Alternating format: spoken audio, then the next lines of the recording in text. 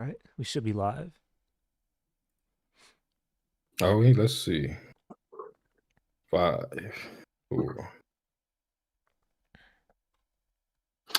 All right, we live. Let me mute that. All right, we are definitely live now. No questions about that.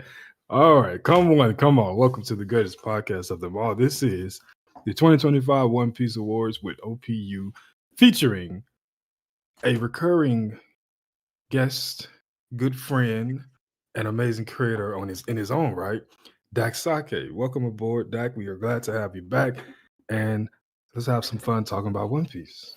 Yeah, absolutely. Thank you guys for inviting me. Whenever Preach brought it up, I was like, man, 2025 had some like crazy good One Piece moments. So super excited to talk about those, and kind of revisit this amazing year we had. Because there was a lot of unexpected things in a good way, and so yeah, I'm pumped. I'm pumped to talk about it. So now we have multiple categories we're going to tackle. We're going to go through them. We're going to talk about our, what we've nominated, why we believe that these nominations deserve to be there. And we're going to come to an agreement at the end with you guys helping the chat, of course, on which one we're going to actually pick to win that award. Now, obviously, for fairness, we know that anything related to Sanji will probably win every category. So we're going to hold back on some of the Sanji nominations, you know what I'm saying? And we will try to give the other people we'll try to give other people a chance, like Rocks, whoever that guy is, or Loki, you know what I'm saying? So with that being said, how y'all boys doing? Great to be here, man. So it's been a crazy year. I'm just excited to get into it. It was so much heat this year. I didn't even realize we got all that we got in regards to this year. So if you're following along with us, we're using chapters 1135 up to 1168. So if you want to skim through the year and, have your own suggestions in the chat, we greatly appreciate it.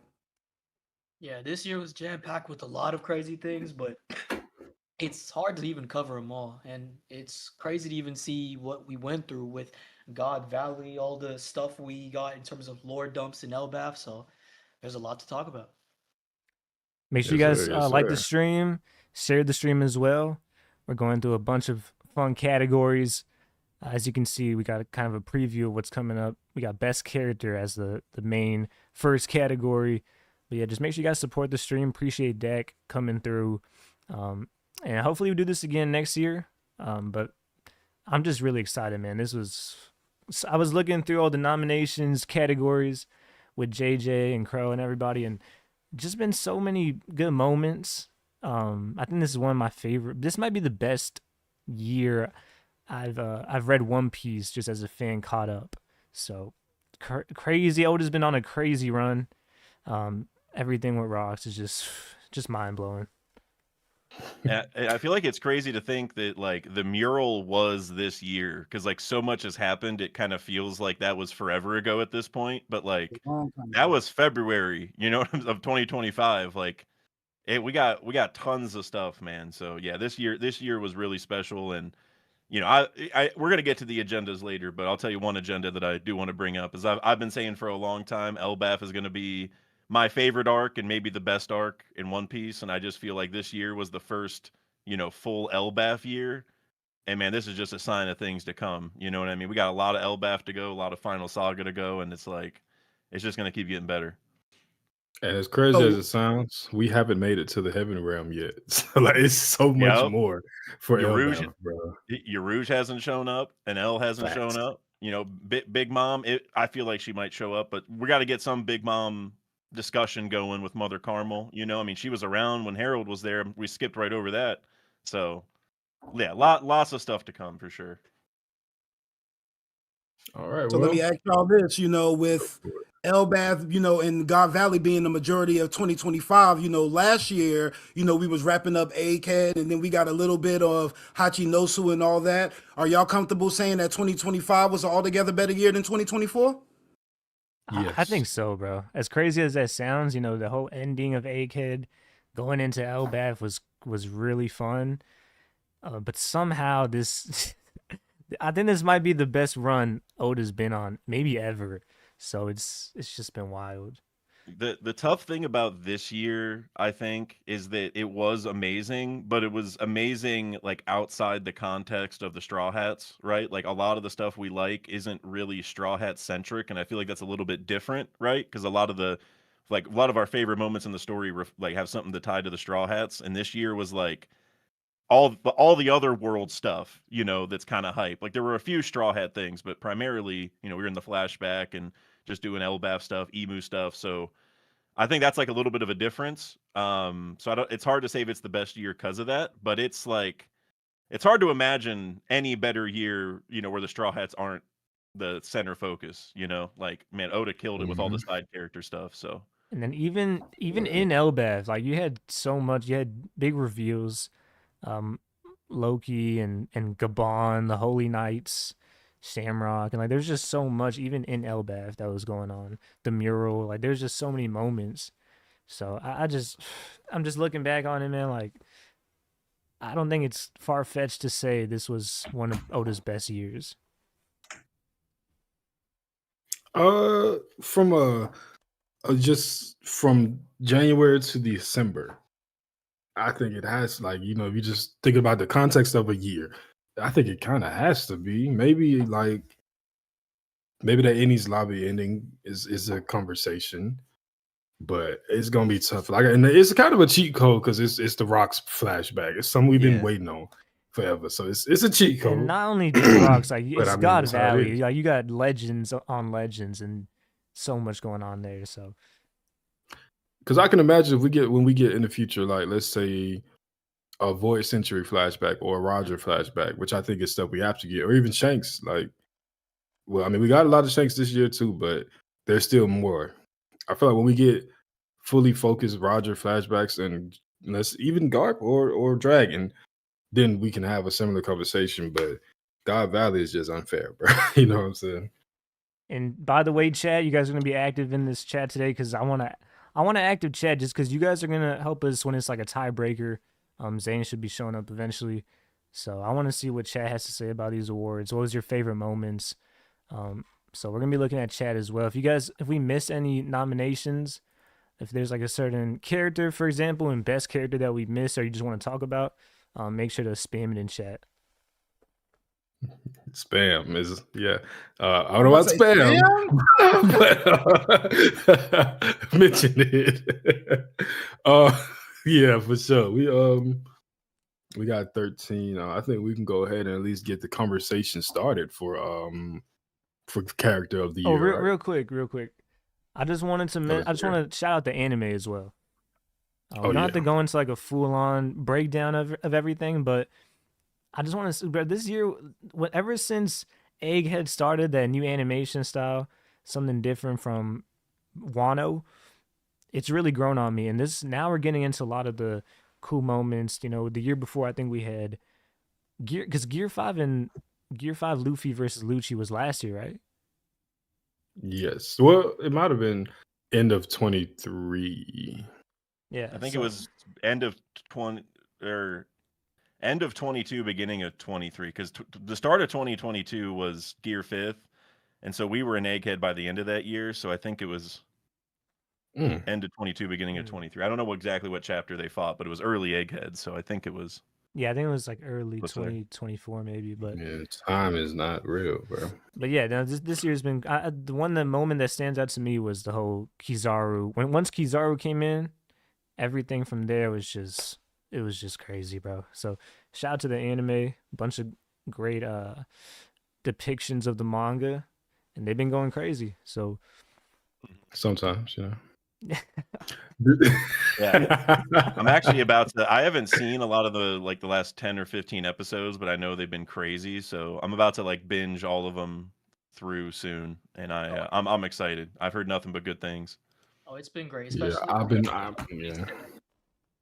I'm still in Kuma's flashback. I got some catching up to do. Yep, that's where I'm at. Yep, I just saw. I've been watching through the clips.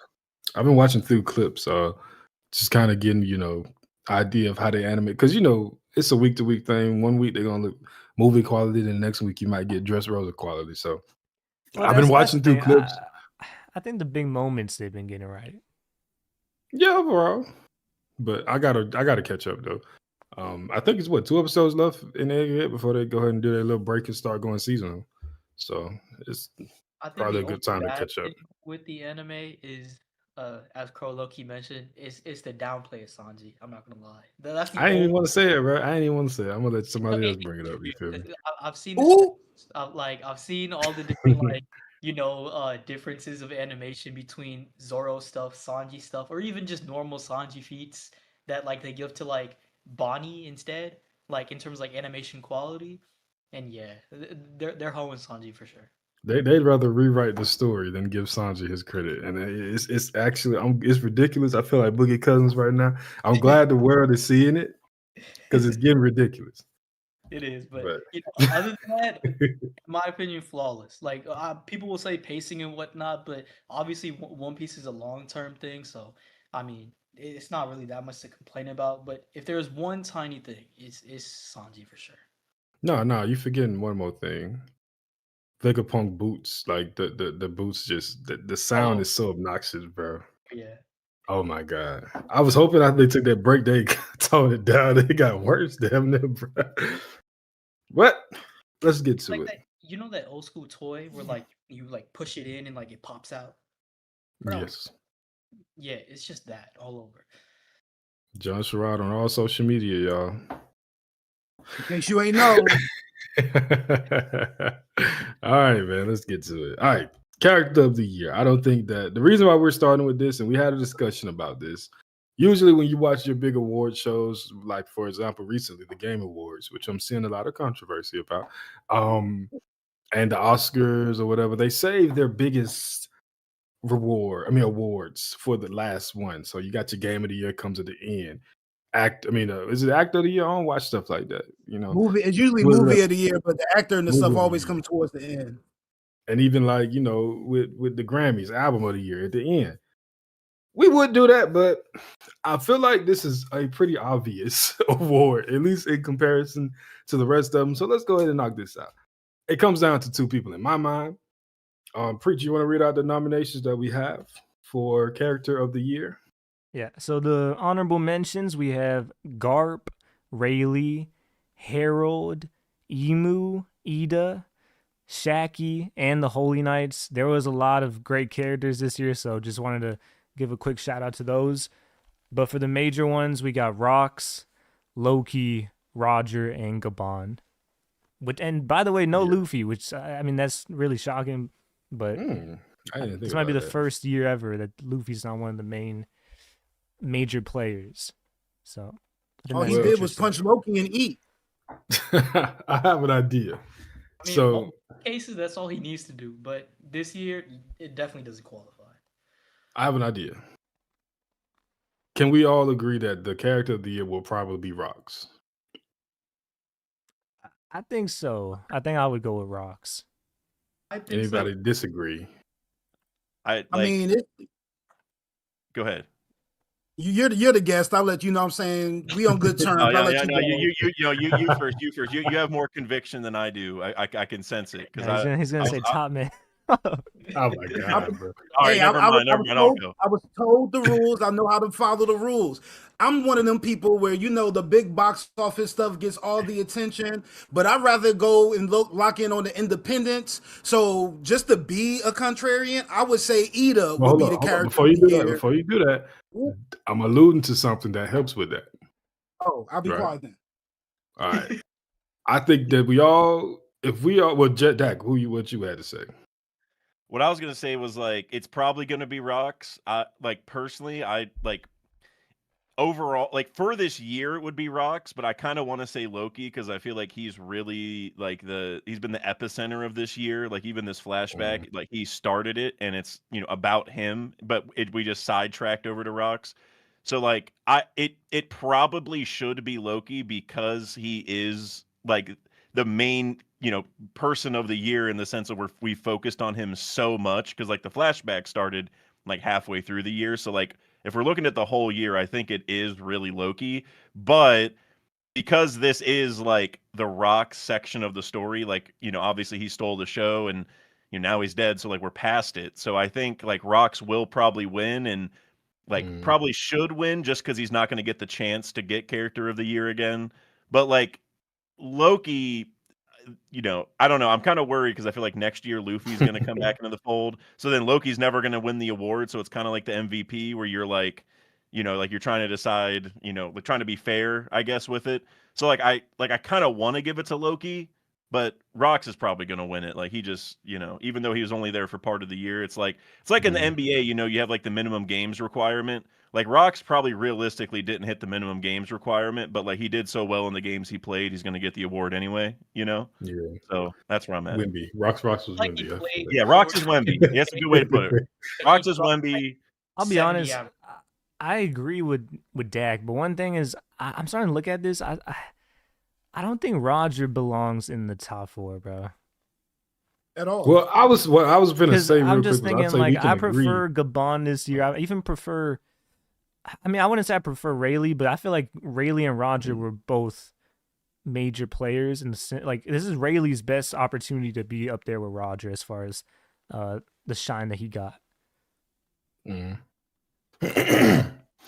Well, what I was going to say, the most important characters this year is Harold, Loki, Rox, and whoever that fourth person is, you can make it whoever you want to be. I would say it would be Scopper, but I mean, it's really easy to not say easy, but it's easy to say other people are more worthy of character of the year than Roger. Roger will have his time, but not 2025. Usopp over Roger's great. I was going to say we can go ahead and agree that Rox will win it, and then decide on who would be the closest second. And I feel like that's a more interesting conversation to me. Ooh. I think the second is between Loki or Gabon for me. Yeah, I love Gabon, bro. His energy was so fun. And Garb got to be up there too, right? Garb, yeah. Garb and Roger are up there somewhere around. So between Loki, Gabon, I ain't putting Roger, not yet. Loki, Gabon, and Roger. I mean Garb. Your depth and Oda getting into his bag of like different like morally gray topics and whatnot, Garb should be up there. He got a lot more from God Valley than I expected from him. Like, singularly, if that makes sense. I thought it was going to be. I guess it's not really that Garb got more than I expected. It's just that Roger got less than I expected. And in comparison, Garb had so much more that it felt more focused on him. Maybe. I don't know. It felt like it was talking about the Roger Pirates as a whole, but it was Garb by itself. So while Roger had to share stuff with his crew, Garb was kind of in there just getting, because, Bogart. We got to say that. Are we changing the Roger nomination to Garb or Harold? Yeah. Harold is not winning character. I'm just asking because I'm going to make a poll real quick. Harold was a more important character than Garp was this year. Why are we playing? Yeah. I agree. Like, I mean, Garp was cool in the moments that he was there, but he was barely there. You know what I'm saying? Like, Harold is like the epicenter of a lot of what's going on, And, that's true. And I know that we're only, using the chapters that we've had so far this year, but technically speaking, like 1169 could theoretically count because that's going to come out before the year's up, and that's going to be like one of the biggest Herald chapters of the year. So like I'm also taking that into account a little bit. Like that is true. This final chapter is going to be a banger for like to make Herald probably look good to a degree, because with the way that last chapter ended, it's like, I mean, it obviously there's a lot to say about his whole, joining the government and stuff, but like, he was fighting back the last time we saw him, so I think the next chapter is going to make him look, at least be cooler. Make him look like a more compelling person. So go out with a bang. You know what we'll do Harold just so he doesn't steal votes from Loki and Rox, and because Garb will honestly though, steal votes from them. In that same vein though, Loki probably is getting shafted with us not having that final chapter of the year, because he's probably going to get a crazy moment next week. Oh yeah. I don't know if we'll put him over Gabon. I mean, I don't know if we'll put him over Rox, but it is. Yeah, I can see that. Yeah, we can revisit this next week. Once we can. It's not like touch bases and see if we feel any different. I don't think it will push him over Rox, but I doubt it. It's possible. If we get let's say if we get him, taking out Harold, and then his time on the sea. We see him, with Lola or whatever, and then his Shanks fight. That could, I think it'll make it closer, at least. I do love that moment, though, when Harold was like, go call Loki. Because that's just like, bro, you're unleashing Loki just for this one moment. And Like, the get fact him that he out, has to please. trust in him, he's like, Loki's the only guy that could really get this job done. Yeah. And what I thought was really cool about that is like, if you remember back to the very start of the flashback when Loki was walking through with Harold, or with Jarl, I mean, he's like, yeah, I don't know why my dad summoned me to the castle. It's like, I like, this doesn't normally happen. And it's like weird to look at it from this perspective now where Harold's like, freaking out, getting taken over. And then Loki's just casually strolling through like, yeah, I don't know what's going on, man. Oh, wait, what? Like, there's screaming in here. Yeah. So like, yeah. it's very cool to like just see that from the other side. Not just that, Well, but Pyro doesn't know anything either. So I think it's a huge catharsis for him too to realize the actual truth and what's going on. It shapes a whole lot of things because once his opinion gets influenced, then it's the rest of Elbath, and then they act upon what really happened that day. So I think the reason why Rox was, if you think about the conversations we had this year with Rox, it was just like, bro, we're talking about Rox versus Roger as the greatest pirate, someone who's considered the pirate king, and now Rox is in that conversation. And I think just from everything that we've seen, and to be fair, we didn't see like Roger's entire journey, but it was just the fact that Oda did all of this in such a short, I mean, it wasn't too short, but it was a short enough time where Rox was a loved character by everyone. Like, he has everything, bro. He has the charisma, the charm, the power to back it up. And I think that moment of him talking trash to Emu is still one of the greatest moments in One Piece. So spoiled though. Did it age well though? Because as soon as you met him, you ain't getting one good hit on him. All that shit you was talking, bro. I don't know, man. I'm just saying. Yeah. Well, we'll get to that. Shout out We'll to definitely him. get to that. Shout out to him. Shout out to him. I fuck with Rox. That's But my you vote gotta for give second credit. place is Gabon. I'm gonna go ahead and say that. I got Gabon for second place. I think that, and this goes to the Rox stuff too. As even in the Rox versus Roger conversation, I feel like when you have a certain, like, we know what to expect from Roger. We've seen a bunch of stuff from Roger already, and we kind of have our minds made up about who Roger is and how he's gonna be because it's obviously told through Luffy as well. But the reason why the Rock stuff hit so hard because most of us had a whole different idea about what Rox would be and what kind of guy he would be.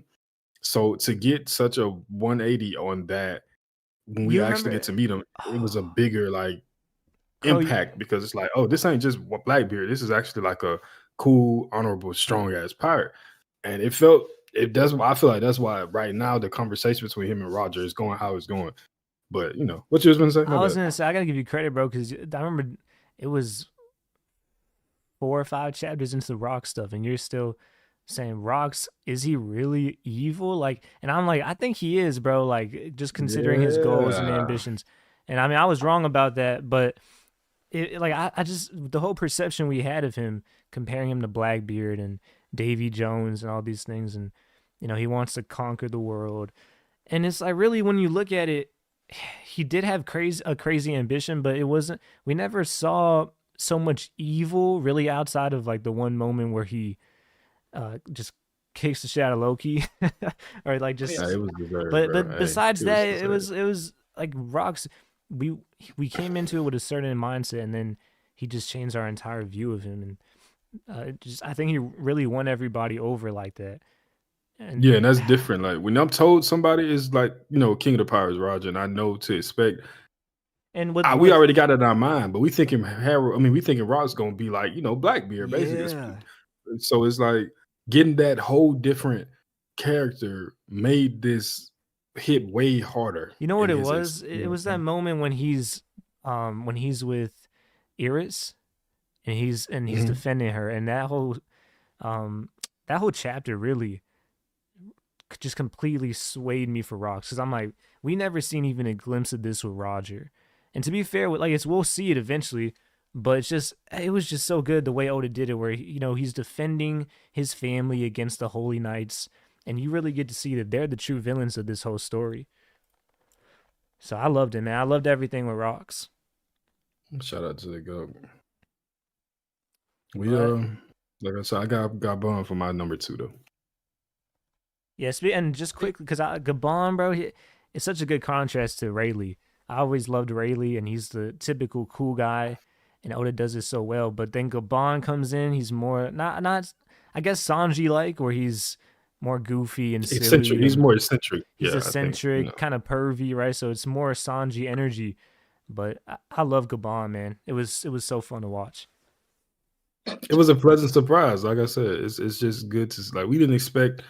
I think a lot of people kind of gave up on the idea of Gabon showing up. Period. I never did personally, but a lot of people didn't think he was gonna be important. I feel like the moment we learned that his name was like Scopper for third place Copper or whatever, and then we see him in Odin flashback clashing with Odin and stepping up with Ray like let's stop him. That's right there should let you know he's gonna be important and strong. But and when just people are linked to Sanji, it's gonna be downplayed. The idea of him guarding or being the kind of the protector of Loki. This whole time we're getting hyped for Loki, and then it's like Gabon is the one guy who's being trusted to kind of just kind of keep everything in check. Man, the human. He got, come on, bro, his girl. What we doing, man? Gabon the legend. For real, that's my boy. Any second place votes that matter? Would I would like to expound on why you would pick them for your second place? Like I said, I don't think Gabon was as impactful to the story this year as Ida was. Man, go ahead. You good. I was reading something. Sorry.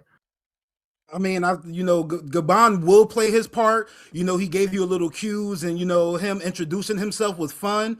But just like we said, Rox was in their chapter. I mean, in the story for very little, but had a whole lot of impact. The second Ida showed up, she was changing the game. And I just, I'm always a big fan of characters who could move mountains without strength, just by being good people, showing you a different way, giving you a different thought process. And Ida literally showed it. One of the main reasons I thought like Rox and Harold didn't really have the relationship that they had was because Rox could never come on the Elbaf. She had to stay on that little bar with Ida, and then even Ida was telling Harold like, "Yo, he's all right, but you got to kind of watch him." Ida was moving people left and right by just being nice all throughout the chapter, and I think everybody is so full of bravado and masculinity. We get one woman on this show, and she literally changes the whole story. I think we got to acknowledge that. Is she the best mother in One Piece? Ooh. I think so. I think Estrid is a conversation. Oh, Ida, Estrid. We got Estrid, two of the best. Bellamere gave her life for her kids. Very yeah. stupid, but gave her life. Hey, that's what that Big moment Mom. she unlocked Kakurasaki. Hey man, bro, she wanted to give Katy Curry that food. That's a W, mom. Yeah, that is. I mean, I guess you try to groom your child into piracy. Yeah, that's W. Who's another good one? Oda Hime gotta be mentioned. Yeah. What about Don? Whatever they know. The Don, yeah. I think the Don still got one of the like most emotional moments in One Piece to me. With Garp. When she was beating up Garp? Yeah, I ain't for that shit, man. I teared up. I was like, oh man, bro. She's real as fuck for that, bro. Yeah, she's a goat for that. Any I told y'all we got a parent scale. We got to do a parent scale stream. Oh yeah. Y'all know who the strongest parent though. Dragon. Ice King of Lightning. Oh. Judge top 3. Bro, he's hilarious for that, bro. I don't want to, because I see, the chat is saying Harold. Well, it's controversial. I see loser of the year, and then someone said Harold's easily second.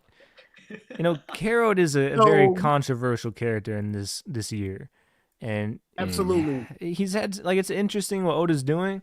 But I just there's so we've done our rants on it already in the past episodes, but it's just there's a lot to unpack with Harold. So I don't know if we want to go into a whole Harold discussion though. And we didn't stream last week, so we didn't get to talk about it. But I guess the redeeming thing with Harold is you see his efforts starting to pay off, right? You see people like them Giants, they're good Marines, and they've made it works. I guess it does work, but I also think that he ignores that what he was doing initially Was already before joining working. the government was already working. Yeah, so So it's like I'll say that. So you know. a few things stand out with me with Harold that really pissed me off. The first thing was Rox, and it just seemed like he was not a real friend to Rox. You know what I'm saying? Boy. Like it's just like Yeah, that was fucked up, the bro. way Rox speaks about Harold is like that's a true friend, and you know it's something like you don't have to join Rox on his ambition, but he knew what was going to happen at God Valley. You know what I'm saying? Like he knew they were trying to set him up. They even told him you're gonna have to take out or help us take out Rox, and he never really felt like he was there to defend his friend. And I guess in his situation, he's seeing it as like I want to do something for Elbath more than Rox. But I don't know, bro. The way he handled it just felt kind of weird. But the second moment was when he ripped his horns out, and I was like, bro, what are we doing here, bro? He's like, I'll become a slave. That was bro, crazy. like, Yeah, that. A really I thought, big what's thing your, with what's your Harold. thoughts, Jack? A really big thing about that is that Rox obviously never told Harold about Emu, and that changes everything for me. Because like it's one thing if Rox is fighting him, like, dude, there's this horrible demon guy at the top who runs everything. He's unstoppable. We need to work together to save the world. Trust me. Like, if you work with him, your country is going to be doomed because this guy is the devil and controls people. What like now does Rox know all of that? I'm not sure, but he obviously visited the flower room, so he knows Emu exists for sure. And so for me, that's a huge factor. So like it's like that really changed a lot for me. But as far as like is Harold, you know, one of the best characters of the year or whatever, I think for me there's kind of like a differentiation between like how you view it, because I think a lot of the people whenever they hear like character of the year, they think like my favorite character of the year, the character that was liked the most this year, which probably isn't going to be Harold.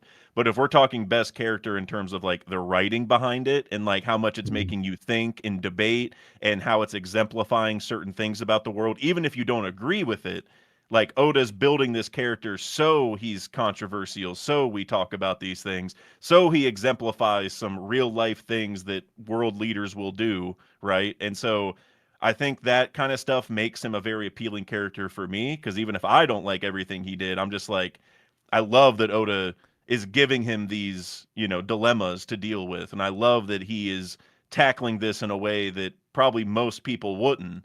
And sure, it like I said, it's bad that he ended up joining you know, or like, you know, getting the mark and working for Emu and all that stuff. But if Rox had told him that, then it, you know, it would be like harder for me to defend him. But now it's like, man, Rox, if you're really trying to convince your friend, you got to tell him everything, bro. Like you weren't even trying. Like that's how I feel. And so, and one last thing I'll say is like about like them being like friends and, you know, Harold not really like treating him like a friend.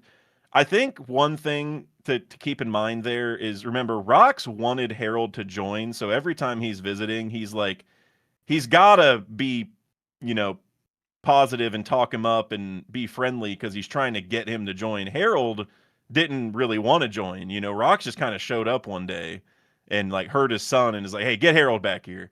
So like for Harold, like you know, I would always be proceeding with caution with Rox if I'm him.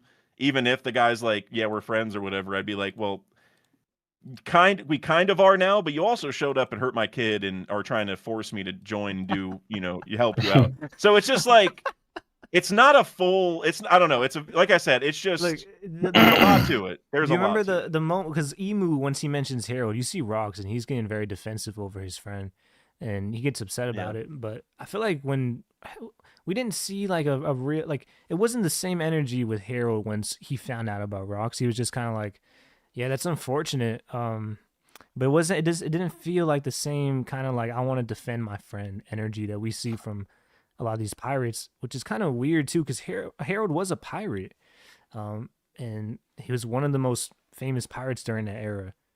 So I don't know, bro. It was just Harold. I think how you said he's an interesting character, and he's good in the sense of for what he does for the story, and it's actually necessary because that's a real element of the world, and with Oda, what he's doing with Elbaf is they're such an important faction in One Piece.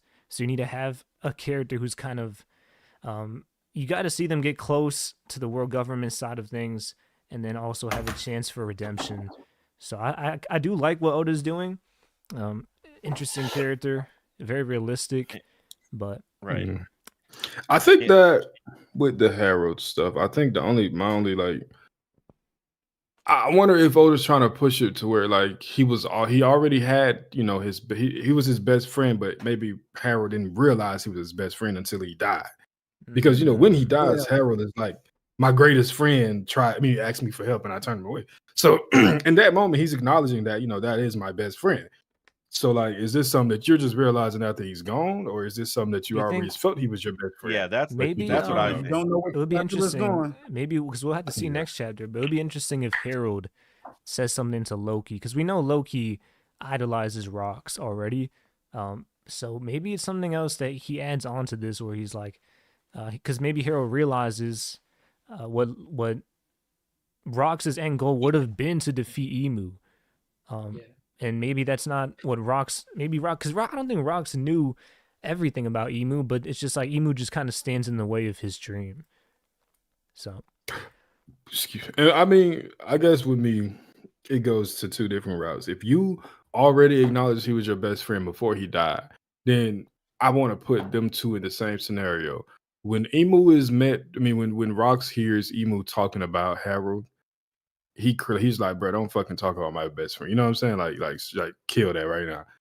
Versus Harold, like, you know, when they like, you know, you got to kill Rox, he's just like, I guess, you know what I'm saying? So it's like, that's where my concern comes with this. I mean, it's good character writing, but I just want to know, is this a situation like, when did he realize that was his best friend? After he was gone, or was he already your best friend? I feel like Oda didn't really tell us that, how he really looked at him. You know what I'm saying? I guess the fact that he was willing to go and have drinks with him as much as he did, you can kind of assume he looked at him like a friend, but I don't know. Well, I another don't know. factor is it's like a little bit of a Vivi thing. Remember when Vivi had to put the X on the arm because it's like, hey, if they know I'm friends with pirates, then my country's in trouble, right? Like I can't ruin the relationship. And so I think for Harold, he's like, all right, I'm trying to rehab the Elbaf image right now, right? I'm trying to get the world to not be scared of us and hate us, and that might involve working with the government. So the last thing he's gonna do is make like a public showing of his friendship with like the most notorious pirate alive at the current time, right? So I think that's another angle to it where like Harold might have known in the back of his head, like, yeah, we are friends and I do like him. I don't think he's bad, but I think there's also an angle where I can't show that. And hey, you know, I don't know everything about this guy, so maybe I don't have the full picture. You know, like I think to him, he knew like all of his interactions with rocks were all right, but he's just kind of proceeding with caution. So I do think there's a layer to it where once rocks died, and especially after this Emu stuff happened, I think now Harold's like, damn, he really was my best friend. You know, he really was looking out for me. Yeah, that's what like. I think it's a thing where, you know, just like maybe even this chapter he's gonna have like a huge regret where it's like, damn, I should have listened to my friend, like he was looking out for me, blah blah blah. So yeah, that's a big factor, I think. This also pushes that Rox being the like true Pirate King agenda, but Rox has the freedom to do whatever he want with like his relationships and whatnot, and saying that, oh, Harold is my greatest friend, and he'll go to any length to try and protect him. Whereas Harold in this instance, he's like kind of not shackled, but he's tied to Elbaf specifically, right? So he can't make, like Dak said, like any sudden movements or just like showcase like that friendship. But Rox can do whatever he wants. So with that, he was allowed to break through any threads, which is why he was considered as crazy. Like he already knew that the world government was the problem at the very beginning, but to everyone else listening, they just thought that Rox was crazy as fuck, right? But from his point of view, he already knew all of the bad stuff. He was just trying to tear it down as quick as possible. Yeah, and it's the one thing, because towards the ending of Harold's story, we can see he does regret, like he basically sold his soul to Emu, but to be fair, like he didn't know everything about it, so Oda makes it where it's a kind of an ignorant. He was lacking a lot of knowledge when he went into that decision. And I don't think Oda needs to do a situation where he had to make that decision, because we kind of already saw that with Kuma I feel like it would be a rehash of the similar scenario. We saw Kuma, he chose to do it to save Bonnie. Harold, I don't know, maybe he would have still chosen to do it because Emu probably would have just lied and manipulated the situation. But it is interesting now because he's looking back on it like, wow, like I didn't want everybody in Elbeth. The whole thing I've been fighting for now is Emu's just trying to kind of destroy that and use them as basically just use them as soldiers. So I don't know. It's an interesting situation with Harold, but definitely the most interesting character of the year. We could give him that award. Yeah, most controversial. I think it would have been between him and Gart if we did that category, but yeah. We could probably go to the next one. How long would see? Imagine if we would have did 10. Well, I think this next one we can go quick. I think it's a good transition. We should just go to fraud of the year since we're talking about characters. Fraud of the year. I don't know because this is like so. we got a few frauds, and this is I just realized this one, but I definitely want to mention Bogard. But whoa! I gotta mention Bogard. He didn't do anything, bro. The whole God Valley incident. That is a shout. Yeah, at least he was there. But Bogard stocks are they're off the S&P 500. You can't even buy those anymore. You know what I'm saying? Like I'm serious. Yeah, I mean, like that man, he's not coming back. He's not doing anything in this story. It breaks my heart, bro. I was a big Bogard supporter.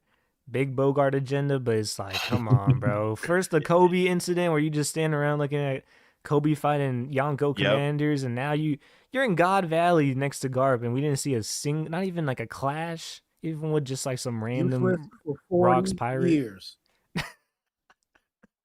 Wow, bro. I'm speechless. Krow, what is there to say? He didn't do anything, bro. Like, come on, man. Like, this is Garp's right hand man. I learned patience as a child, so I'm gonna keep it. You know, when these stocks come back, it's gonna be like Bitcoin. Y'all remember that video? That dude, he's like, "Please buy one Bitcoin." That's what I'm telling y'all. Do that for Bogard, bro. We're gonna get that Garp flashback. But the actual nominations we have for fraud of the year, we got Sengoku, Harold, Garling, Whitebeard, and Rocks. And those last two, can you define fraud for me in this context? Krow. This is your award. It's very arbitrary. Look, whatever you think, you know. Okay. It's nothing like nothing concrete here. Because when you say Garling, I'm like, yeah, a lot of people were hyped about him, and he didn't look that great. So like, I get that one. But some of the other people, I'm like Sengoku, it's kind of like. Fraud, like in what way? Like we already knew he was the fleet admiral, which kind of, embodies doing some unsavory stuff. So it's like, all we got was like that one panel where he's talking about why he's getting promotion. So it's like, yeah. So for me, it's kind of hard, but like part of me just reads it as like characters that didn't look good this year. Is the way I view it. And if that's the case, and this isn't going to be my final choice, but I just got to mention it. Like Estrid is the biggest fraud in the sense of getting built up to be, like the perfect wife or whatever for Harold. She got like selected to marry him and all that stuff, and then she's like the worst person ever. So like, it's not really fraud in that way because there wasn't like a preceding agenda for her. But that's my like least favorite person of the year. I'll say like that of all the definitely. Yeah, of all the things that happened this year, she is like in the mud the most. Well, who you got, JJ? You can add Estrid in the category. Yeah, put Estrid up there. See, I don't think it makes sense if we're gonna put. I'm trying to get my words right. Hey, JJ, because look, I'm the same. I didn't want Whitebeard in here, bro. This is all Krow. What? I didn't want Whitebeard in this category. I didn't even say that, bro. That was Prince. What? That was Prince. Hey, you said it all year, so I just assumed. All right. Wow. Chad, am I wrong? Did he not say this all year? See, the thing is, why is he one beard? It's a yeah. very comical thing because it can go in many different directions. So even with chat, you guys just drop any names you feel should be fraud of the year. I feel like there is a clear and cut one, but conversations should be had about these other characters that aren't necessarily fraud of the year, but they've done some fraudish things, and we got to talk about it. Well, the reason I put I'm gonna just Rocks, go ahead and I don't lay think out the Rocks is a case. fraud. Yeah, go ahead. But the only reason I At just all. mentioned, I want to mention Rocks is just because the idea that, bro, this maybe goes more to credit Emu, but that Dami Reversi is just the most overpowered thing I've ever seen in One Piece, bro. Like, the fact that he didn't even stand a chance against Emu is mind-boggling. But that's outside of that, I don't think Rocks is a fraud. It's just that moment. Only Rocks fraudulence comes from the fan base. With all that real Pirate King shit, that's fraudulent because there's only one fucking Pirate King. But Rocks is not a fraud. You know what I'm saying? Yeah. But I think I can explain the Whitebeard stuff. It's not my thoughts. I love Whitebeard. I'd never say this type of stuff about him, but some people believe that Whitebeard is a fraud because we saw him getting his Usain Bolt on running from Garp in a 3v1 situation. You feel me? I didn't say it. I'm just telling you what some people say, especially when we get told in Marineford that he got no scars on his back because he never ran. But then we see him, but he's not afraid of God Emu. Valley, and his elbows is like, he got perfect running form to me. So it seems like maybe he's ran more than that. Because that's not the only time he's ever ran if he running that good. So I'm not the person that said this about Whitebeard. I'm just telling you what some people think. You can deny it all you want, but it's like a Green Goblin. If that's the case, we can remove Rocks and Whitebeard from the category. We go Harold, or we go Sengoku, Harold, Garling. Would you still consider Harold a fraud? I don't think Harold is a fraud. All right, we're putting Bogard instead of Harold. We're fixing this. All right. In my opinion, Big Zane. What's up, brothers? Harold as a fraud or not is next chapter, and I think all doubts probably gonna be cleared. True. Like as Dak was talking about, because there's a lot to go through. But yeah, I think for now it's a question mark, but I don't think so. Bridget made an empty poll. Yeah, so you saw that. I'm about to say yes or no. What? I was trying to add an option on my star poll. All right. All right. Let's talk about it. I'll say so. Our nominees for fraud of the year are gonna be Garling, Sengoku, Estrid, and Bogard. I'm gonna go, one by one. Let's see who got our vote. So I know Dak says Estrid already. Can I just mention, like, before we got Roger and Garp versus Rocks, Roger wasn't looking really good this year, just saying. He was getting one shot by Shaki. His crush was choosing his vice captain. Garp was putting the beats on him. By Rayleigh. That's true. I just think we got to mention this real quick. Man, putting the beats on him. All right. There was a panel with Dagon Roger put that right hand right on the same chapter where he was on the ground because Shaki he couldn't get over his crush. Roger wasn't looking good this year, bro. They clashed, bro. That wasn't no getting the beats on him. There was an even clash. Perspective, I guess. Agenda. That's what that is. Agenda, bro. All right, let's do a vote. We got Zane in here. Appreciate you coming through. And now we can. So we got 6 people. We can definitely do a tiebreaker with the chat now. So it'll be more interesting. So my pick is, I want to say Garling. As much as Bogard, I was already expecting this, so I'll just say Garling. I think Zane got an echo, so turn him down a little bit. Preach. Oh, my bad, bro. Nice. I had to pick Bogard. I got to be honest. I wasn't even thinking. Well, like, so if you look on Discord, or at least in my server, my name is literally like Dak Sake anti-Bogard because I've always been talking smack about Bogard. He doesn't even have a real name, by the way. He was named in the like anime credits or something like that. So the goat.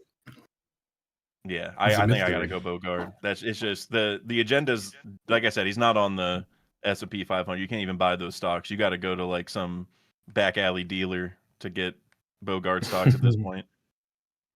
I'm telling you, the new ones. Speaking of naming a character, one of the funniest tweets I've seen this year was doing too much? For who? It was, you know what I'm talking about, doing bro? Demos. Doing Demos. Yeah.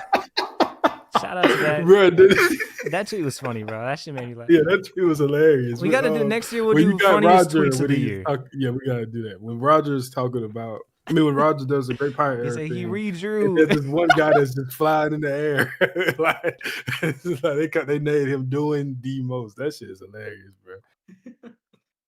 But so Dag voted Bogard. I voted Garling. All right, what y'all got? JJ, who you got? I think, to separate our list from anybody else's, I think mentioning Bogard will be a perfect time here.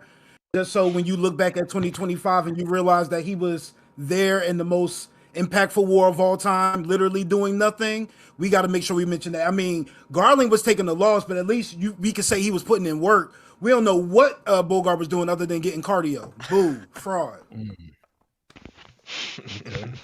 Okay. All right, Prince, who you got, man?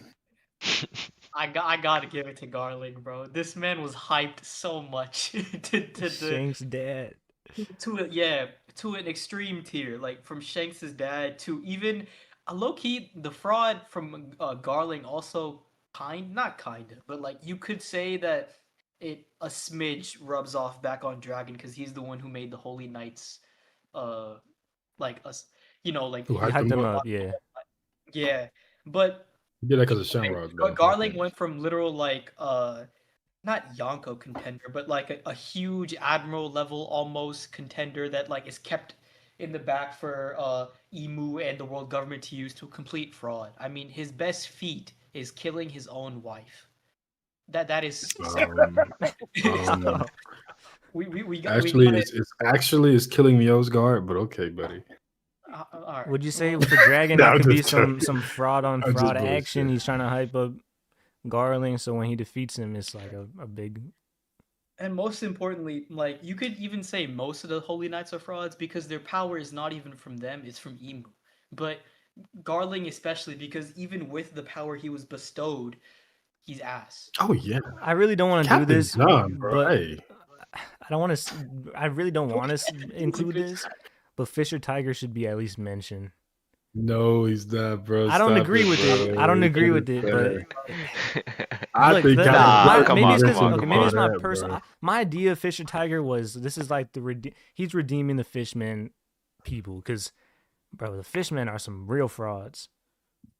Oh, not for sure. We talking about? I mean, the Giants low key too, though. Like, the Giants definitely more fraudulent. The Fishmen or the Giants? At least with the Giants, Mr. 3, Mr. 3, bro. It's got to be the Giants more fraudulent. That's the most fraudulent. That's bro, but they were reigning terror on the One Piece world for like 1,000 years, bro. Mr. 3 showed up. Until what? Say that one more time. Mr. 3. Well, I think it's a little if the Giants are causing you problems, you just need some wax. That's it. That was back when everybody was plumbers, literally. Not that as they dominated the plumber era, bro. This is the Larry Bird era. The 60s. They didn't even know they had left hands back then. That's when the Giants was dominating, bro. Because if Mr. 3 came and beat the YC1s of the fucking Giant Warrior who got like 2 billion berry bounties now. You feel me? Like, come on, dog. Hey, I gotta say, Mr. 3. Hey, that's just Mr. 3 upscale, bro. Revelers, because Giants, right, defeat against them. Then Alabasta, him getting the key, which in turn helps Luffy with the idea that he needs a key in Marineford. And Mr. 3 clutch Mr. 3. Shout out Mr. 3. Yeah. Marineford. Yeah, shout out Galdino, man. Like, that's my guy. Him being able to fight against Magellan is only because of Mr. 3. So I'm not gonna lie, there's a lot of stuff to talk about. Even in Marineford, he had a moment, right? Didn't he have like he saved Luffy very or something? Interesting stuff from Oda right there. And Mr. 3 was even like swimming through water with a devil fruit, right? Like Oda had to retcon that because he was like, man, I'm making this guy too OP. Like whenever the Banana Gator thing happened, Mr. 3 was just like in the water and he wasn't dead or anything. And Oda's like, oh shoot. He was in the water, but in the anime they made him on like a little rock or something. Yeah, they gave him like a piece of driftwood to float on. Yeah. But Oda was just upscaling this guy like crazy. Tornado says Ray and Gabon were hyped and did just as much as Bogart. Ray, bro, Ray beat a Holy Knight, bro. Yeah, Ray looked good. He one shot a Holy Knight. They both look good. And I mean, Gabon we didn't see too much during God Valley, but we did see more. We saw him clash with the booger guy, and he got his shine during Elbev. I think Oda didn't want to focus on him. Yeah. Actually, they both cooked the same guy too. Now that I didn't really think about that. Yeah. Gabon stronger than Prime, really. Interesting. But yeah, man. So who else got to vote? Zane, vote fraud of the year. Who you got, gang? Man, I really want to say Garling, but I'm not gonna lie, bro. Sengoku is pretty bad. Yes, bro. The fact that Roger said that only him and Garp could arrest him, I don't believe that, bro. I don't believe that. Well, that's not anymore. what he said. Well, to be fair, he said, I want to have some fun, like where it's like at least something of a challenge. True. But he implied if you want me to be taken in, possibly it has to be one of Garp or Sengoku. And I don't know, man. He just seems there's something going on with him, bro. I think he's shady, he's the bro. Politician in One Piece. He's two-faced, bro. He's playing both sides. That's my vote too. That's my vote. Fuck that. I ain't gonna lie. Sengoku, get that nigga out. Yeah, Sengoku. No, it's gotta be Sengoku, bro. Bro, because it's just for me. You pull up and you like, yo. I don't think you remember how dirty they did Garling. He got off Garling. But here's the thing, right? Here's the thing. Garling lost to Rocks. It wasn't. Who at God Valley is not losing to Rocks? Everybody. It wasn't just a loss though. It's like an. But it was off screen. It was off screen. We don't know how long they fought for. It could have been extreme diff, bro. It wasn't extreme diff. But he lost to the strongest pirate on the seas. I ain't mad at that. I know that he got washed, sure. But with me with Sengoku, when you just go back and look at that that reverie, when he's telling the story about the Rocks pirate, and he got Garp with a fucking sword in his hand and all kind of other inaccuracies. It's like, bro, you telling this story like he was there. So, we like, yeah, Sengoku gonna be there too. What was he? Not to mention what he did at Marineford. It did at Marineford. You fighting, bro. He got stopped. The ancient zone fruit for the fleet admiral. Well, okay, but then if Sengoku, because then you also got to do the same thing for Kong. Like, where was Kong? Well, we all know Kong is trash. Yeah, but at least Kong wasn't it. Let me tell y'all about this nigga Rocks and the Rocks pirates. Because this is Kong's era, right? And like this is Kong ain't lie about being there. But this is the most pivotal moment in Marine history. You're taking down Rocks. You're plotting this whole moment, and Kong, he's just ordering Garp around. That's all he did. But at least, and then when it comes to Sengoku, when he's talking to Garp, he's like, is there some corruption? It's a lot of soldiers. If it's some corruption, it's a bunch of corruption. Should I focus on what's at the top? Like, bro, how do you sound? You know what? I have a theory though. I think Kong. I think he realized there was corruption. I don't think he wanted to be part of the Marines. And then he's like, because if you remember, he was trying to promote Garp, but Garp didn't want to. And he's like, just come on, be admiral already. Got the job. That's another way he a fraud. Sengoku got the job because somebody else ain't want it, bro. Like, yeah, he's just a fuck. But for me, it's just the fact that if we're gonna slander Bogart for being at God Valley and doing nothing, then I'm gonna slander the nigga that has a higher rank than him and didn't even bother to fucking show up.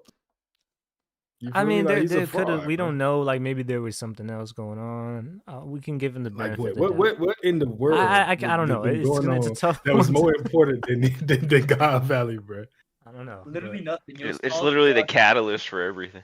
He was in his office eating rice crackers. He wasn't doing nothing important. He's a bum, and it's not like Oda. If Oda wanted to write him being there, he could have brought him there. So two votes for Sengoku. He would have lost to the booger. And then what did JJ and Prince say? I said Garland because I think that. Yo, hey, you know who else should be in there? Captain John. Yeah, Captain John should be in that conversation, bro. Bro got booger dip. Shout out to Tiny Angry Gnome for that because he is right. Okay. But I mean, I wouldn't vote him, but he definitely deserved. He got up from to be fair though, Captain John didn't actually get like knocked out. Like we saw him like the next chapter, and he was still up. Like he was hurt, but he didn't actually get knocked out. So I mean, 50-50. I think it's just the fact that it's a booger that hit him that make people. It's a bad look, but he did get knocked out. It's facts. Why? Does it have to be boogers like with that devil fruit? Because at that point, it's not the explosive fruit. It's like the explosive. Everybody thinks it might be a family trait. Maybe. I'm pretty sure Usopp was able to go against it, right? Pre-time skip Usopp, he was able to handle it at least a little bit. Kong was moved into his new office. Right, I don't know, man. I hope that's not the only way you can use that fruit because that ruins it. Who did JJ vote for? He had Bogart. I picked Bogart. Whoa. Okay, so I think Garling wins because it was me. It was 3 for Garling. So, yeah, I will say, like, I 100% agree with all of the, slander and like fraud allegations when it comes to Sengoku. I just think that this year it has to go to Garling. I think overall for the story of One Piece, give it to Sengoku. In terms of it being funny, it goes to Sengoku, but in terms of seriousness, it's definitely Garling. Yeah. Yeah, I guess, man. Shout out to Garland. See, as a Shanks guy, the Garland stuff was, a win-win because if he turned out to be strong, then that's just more boost for Shanks. But if he turned out to be weak, then we can say, Shanks got his strength from Roger and his mom. So it don't really make me no difference. You feel me? It would have been nice for some extra, but Shanks' entire aura stems from Roger, bro. Yeah, like that's his entire character. But yeah, Shamrock is strong too, though. So that's what I'm saying. If Shamrock turns out to be a big deal and it is doing a lot, that's even worse for Garling. So I don't know. He's on fraud watch for how he did Loki. I don't think that it's to be taken lightly when he said that Shamrock is on par with Garling. I mean, not Garling, Shank's strength. Like when they was younger. So I think we're gonna be pretty stronger than we even think now. You know what I'm saying? Oh, okay. So Mihawk's there too. Yes, sir. Let's add Mihawk. We'll get to Mihawk. We'll get to Mihawk. Yeah, we'll get to Mihawk maybe in the next few categories. We got a whole section for him, nomination. Brother's name wasn't mentioned in the year of One Piece, but he's still showing up. All right, guys. Make sure you guys like the stream. Fraud of the year goes to Garling. For the next category, we're gonna switch it up a bit, and we're gonna go to. Let me see. We're gonna go to best feat. Here's the nomination. So the best feats that we had this year, and if, by the way, Chad, if we missed anything, just feel free to let us know, and we can include it if we agree it's one of the bigger ones. So we got Rocks versus Garling, Emu versus everyone, Garp versus Future Yonko, Emu Dami Reversi, Gabon versus Holy Knight. Loki climbing the tree. Oh wait, why did I say Holy Knight? Gabon versus Sommers. Rocks Marijoa feat when he defeated the Admiral, confronts Emu, and clashes with Harold. The entire, Marijoa feat. The escapade of Rocks at Marijoa. Just call it that. Honestly, Roger and Garb defeat Rocks. And then we got a few honorable mentions. Baby Loki climbing the tree, which that's actually a crazy feat, but I'm not gonna lie. Dude, falling down and surviving is that was wild to me. That was wild. Baby Loki with the tree, and then Shaggy honorable mention just because I feel like it's not really like a physical feat, but her entire effect on the world was crazy, bro. Like stop the economy. Yeah, that's wild. Halted it. And then she was chilling with the Rocks pirates, chilling with the Roger pirates. The whole God Valley incident is kind of circulating around her. So just a lot there with Shaggy. Sure. So who wants to start it off? I'll start it with a little devil's advocate here. I think that the winner, well, if I had to guess, but I ain't going to say that. I'm going to just go ahead and say Garp versus the 3 Future Yonko. Now I'm going to say why I think it's better than other feats. Emu is some fucking demon god from 800 years ago. So for him, he's just doing some shit that's normal for him. But to see a regular person like Garp going up against 3 legendary parts. And it's not like he defeated them, but the fact that they knew that he would be too much trouble for Whitebeard, Lin Lin, and Kaido, and him taking an attack and them running, like, we get Runbeard. I'm forever grateful for Runbeard from Garp. You know what I'm saying? I got so much ammunition from that one moment. So like the fact that he made 3 future Yonko take off running, you know what I'm saying, hands and me, elbows and knees up and up and at him. It was just a crazy feat to me personally, and I would pick that for my feat of the year.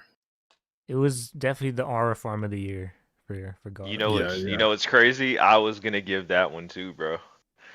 I swear I was. I don't think we're not doing that category anymore, so we can just quickly talk about it here. That was, for me, by far, like Garb was aura farming the entire God Valley incident, but that moment was just that panel was crazy too. Like, so you can't even cook a prime rib with this shit. Yeah, yeah. Garp looked amazing throughout God Valley. He looks like Superman.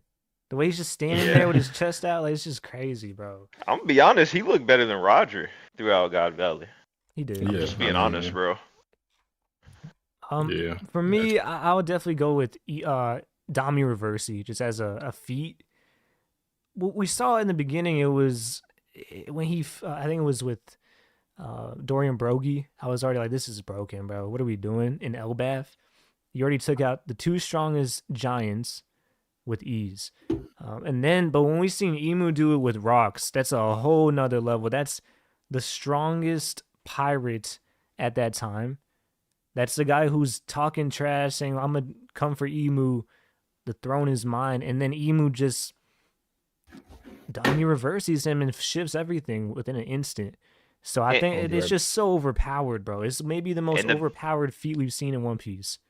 The best part is Rocks wasn't even hurt very much. It's crazy, man. Crazy. And was still able to do it. Yeah. Crazy. So that's definitely my pick. Yeah, that's still. It's just like, because the thing is that this is Rock's whole flashback. Up to this point, everything is about Rocks, the Rocks pirates, and it just quickly shifts, and we see how strong Emu is, and it's interesting because this is Oda's final villain, or at least one of them. I mean, thinking about Joy Boy and Emu, and finally getting to see how strong they are. This is just, I don't even know. We still don't even know what his powers are. But just that specific feat is I don't know how they're going to be able to stop that or counter that. I mean, we've had our theories throughout the chapters, but it just seems right now like it's unbeatable. And that's why Emu taking the attack from everybody is the best one. That's like, fact of the matter is, when we see everybody attack one person in One Piece, it's like the Odin's followers attacking Kaido. Like, that's not really going to amount to nothing. We got these guys that's all been built up throughout the story attacking this other guy that's been built out throughout the story, and nothing comes of it. So that's literally the one that sits higher than everything to me. And I really think it's kind of easy. And it just really just builds the anticipation for what Luffy has to become to be able to hurt this guy. And then you got to think about what Joy Boy was doing to send Haki from 800 years ago to get this man shook. It's crazy. But him taking that attack is the top one to me. Well, I have a question for you, bro. Do you think if, you know how Roger and Garp poured all their Haki in one attack to beat Rocks, do you think if every single one of those characters did that it would harm Emu? Like, even slightly? Because they all did it kind of separately as well. So all of those attacks, and even with Roxas Conquer Haki, or like all of these like I'd say ultimate attacks that like is like last resort that they're using on Emu, it just they tank the whole thing. So I'm very confused as to how like this feat doesn't showcase that Emu is like the top dog. There is no ifs, ands, or buts about it. We gotta wait for lore to figure out how the fuck are we gonna like figure out how to beat Emu in the first place. Because for right now, all of the biggest legends we've seen throughout this entire like odyssey of One Piece that have been cemented, stapled through as being the strongest, did nothing to him. So yeah, that's the greatest for me. Luffy's just gonna have to be that boy. Just gotta overcome it all. Did But, you I mean, change what the category was on the screen, Preach? Oh yeah, I gotta change that. Yep. Appreciate it. Got you. All right, what about you, Dak? Definitely the rampage through Marie-Joie for rocks. I think that's like, I mean, getting into the flower room and getting out alive is, I mean, that's already like insane. But then you take into account he also killed an admiral, clashed with Harold, got out with barely any marks. I just like nobody else is doing that. Like literally, like nobody. So for me, that's an easy answer. I would say. Like, I mean, a lot of the other stuff. I mean, not to like take away from it at all. I just think. Like, who else is getting into the Holy Land, killing an admiral, seeing Emu, clashing with one of the strongest giants alive, and then getting out just fine, you know? Yeah, I think Krow made a good point earlier. We are talking about it real quick, and he said this is even before Rocks even had his crew. This is early Rocks. Right. So that's even Right. that makes it like even more impactful. Yeah. Do y'all think Prime Roger would be able to do that? Easily. I think so. Yeah, I think so. That's what I think. But he didn't do it, so you know. Yeah, like if we're talking the strongest version of Roger ever, I mean, I would like to think so, but yeah, but he didn't. And I also think it takes a kind of like a certain kind of temperament to actually go in and like kill an admiral. Like it's one thing, like Roger would go in and maybe defeat the admiral. Would he actually kill them? I like, you know, how much of a difference is there? I don't know. But if it can be avoided, if he can be avoided, he would avoid it. I think. Do we know He's a nerfed admiral, by the way. Why was Rocks there? Nerfed admiral? Oh my god! It's a nerfed admiral, bro. They're in Marie-Joie, bro. But what was the like? Why did Rocks go there? I forgot to go confront Emu. Yeah, to scope out. See if that's the case though, it's just like it's to me it's just one of the greatest moments because it was the fact that you have this arrogance about you, and it's like that Luffy thing where he just tells everybody to their face, "I'm gonna be king of the pirates," and he says it to Kaido, who is towering over him, and to me that's that energy, bro. It's like Rocks had that Roger, Luffy, Shanks Conquerors energy, so it was just great to see. But for me, it's wait, who? Someone didn't go yet, or did everybody go? I kind of went, but I think the Roxas Rampage through Marie-Joie would probably be my favorite. Okay, so we got 2 for that one. Yeah.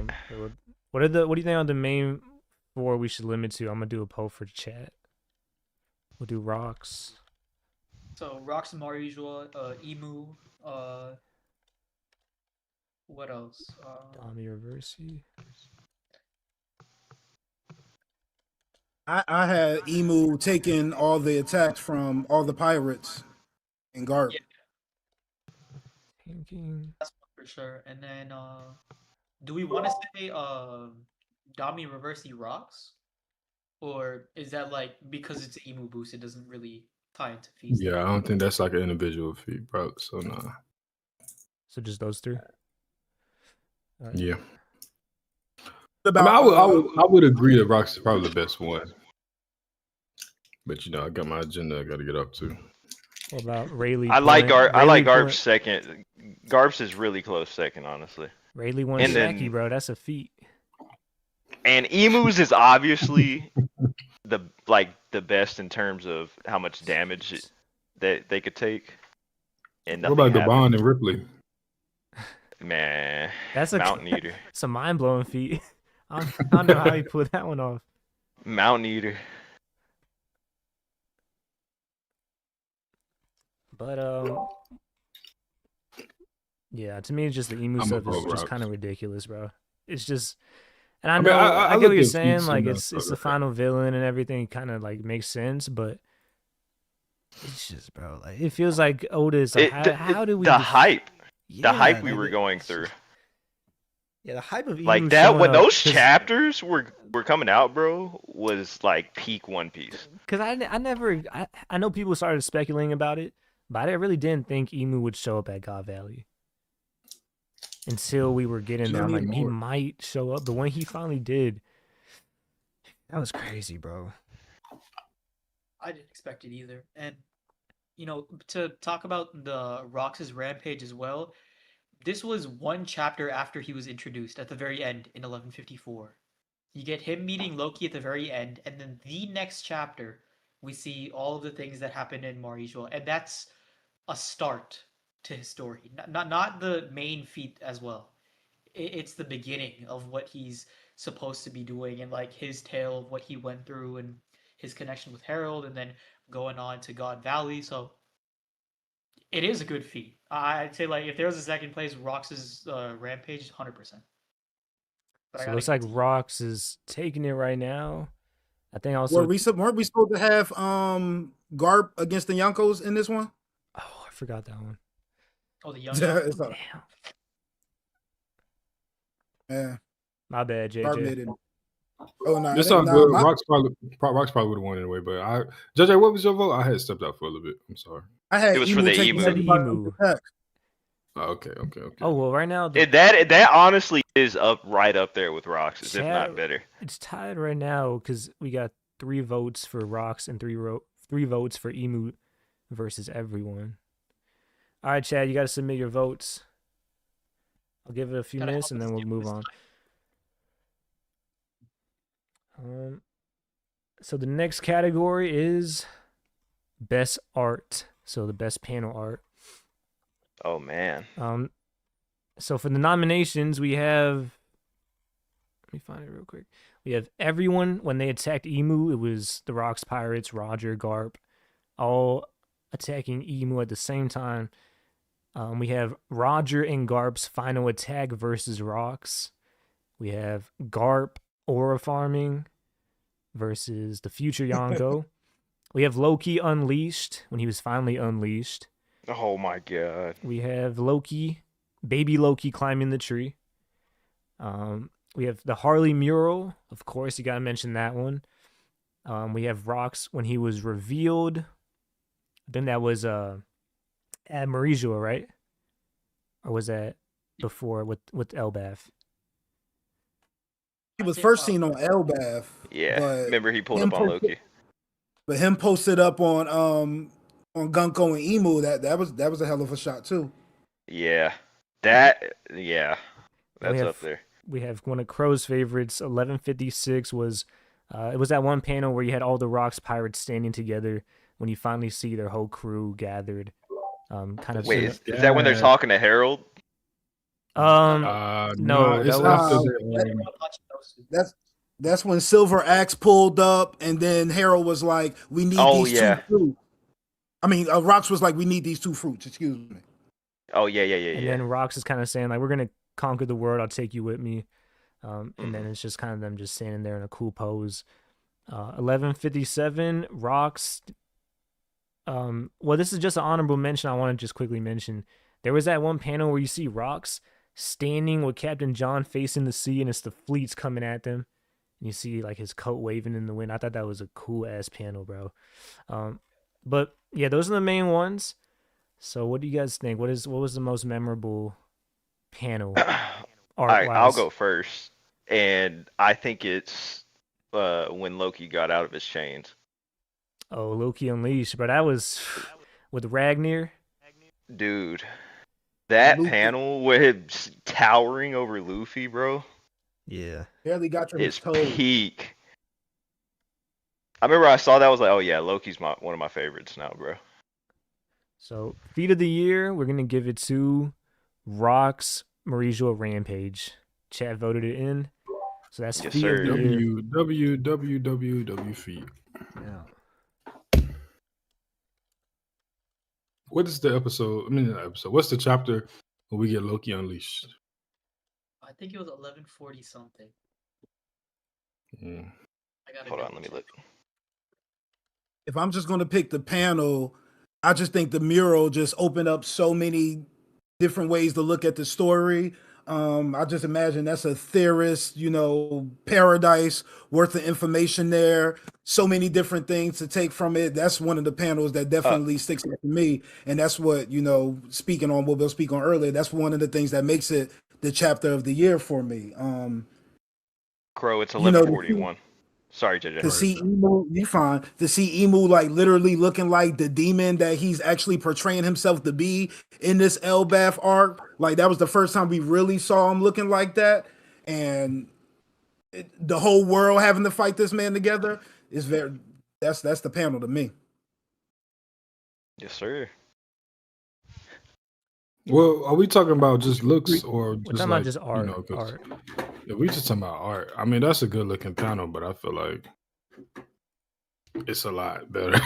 I mean, it's from what you're saying, from a theorist, I'm sorry, perspective. It was great. It was the most meat we've had probably from a single panel all year. But I don't know if I'm just talking about straight up art. I think I might go with well, I was talking about the rocks, I'm a sucker for shots like that when you assemble everybody, like even in the anime episode 1000, where they kind of like went through all the Straw Hats and showed like a quick little montage of their journey, and it was Straw Hat squad up, like them type of shots. That's my favorite shit. But fuck it, I just go ahead and pick that one, bro. I mean, that was amazing. One. Yeah, the Rocks panels. Rocks Pirates. Link up, I guess. I would honestly, I think the Harley one is probably going to be the most iconic for a while. Yeah, you do need some context of what's going on, but I feel like just looking at it, even without it, there's so much to kind of look through, how JJ said, and just kind of, you can kind of depict certain things. You see like some Ryuma looking guy, and then there's just so much going on. But there is like some context that needs to be there, but just on its own. It's kind of cool seeing some of that artwork from the story of the Void Century. But for me, I don't know. I think I'm going to go with, honestly, bro, I'm going to go with Roger and Garp in their final attack. Oh my god. Because the one thing I liked too was that it was a reference to Luffy and Ace. Because you see, I guess that requires the context, but the way he shouts out Ace with the attack, and then you can see him doing the Gatling, right? It's kind of like a Gatling kind of art style for Garp. So I thought that was really cool. And that's like the big moment too. So I'll go with that one. Okay. So we got one vote for the Harley, one vote for the Rocks Pirates, one vote for the final attack on Domiversity Rocks. So 3 separate votes right now.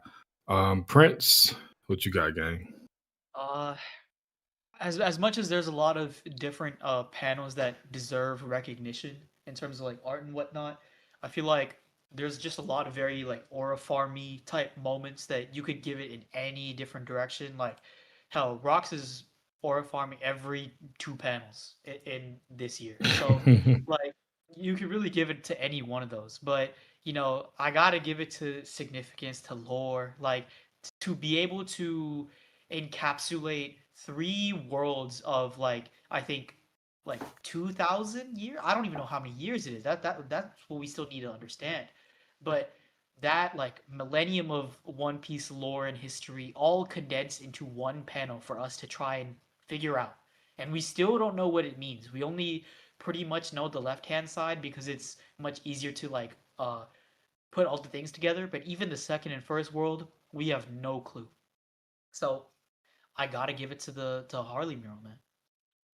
Dope. All right, Zane, what you got, gang? You said Loki. Mine's the Loki. He said, I'm tripping. Where you at, Dak? Somebody unsubscribed to me after the stream started. Let me find out it was a Whitebeard fan. How do I call your the Rocks crew panel? Yeah. Rocks Pirates crew. And then what about you, Dak? I feel like he's well. Oh, go ahead. I was saying, I think the mural is probably like my real choice, and I feel like that's what's going to win. But I do want to shout out a couple other panels. So one that I think like could be in the conversation. Again, I don't think it's going to beat the mural, but I don't think anybody brought it up yet. But at the end of chapter 1150, when the giants get Domi Reversi'd, there's like this big panel of all the Domi Reversi giants standing in front of like the nightmares, right? And there's like this fire and lightning everywhere, and you can see the giants running from them in the front. And that like lives in my head rent free because I feel like that's just such a cool panel. And we started the flashback pretty soon after this, so like this is what's going on in Elbaf right now, you know. And it's kind of cool because it's like a redo of the panel we got from like a little bit before with all the nightmares, but now it's just adding the giants to it.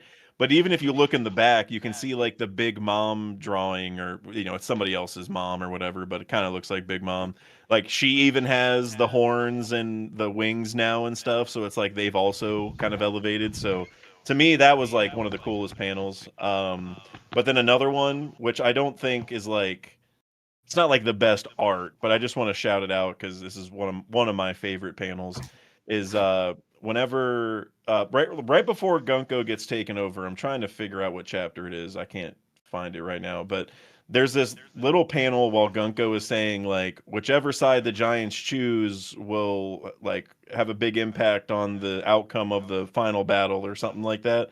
And there's this little panel of Luffy and Loki both passed out, like they just ate a ton of food and they're passed out right next to each other, so you can see like the obvious parallel between them. And with the way that Oda is Gunko, but Oda is bringing up how like whoever the Giants work with is going to be like a major factor. I just thought like that panel is one of my favorite of the whole year because like seeing Luffy and Loki passed out, both stuffed, you know, at the same time, it's like okay, they're similar people, and Oda's telling us about the Giants' allegiance being super important. So it's like we're visually getting the indication like, okay, Loki and Luffy are going to be on the same side and like the Giants are going to work with the Straw Hats. But it was like, so from that angle, I really like the art because it was like subtle symbolism in that way. So that's one of my personal what chapter favorites. It was, right? Yeah, I can't. It's 1146. I just found it.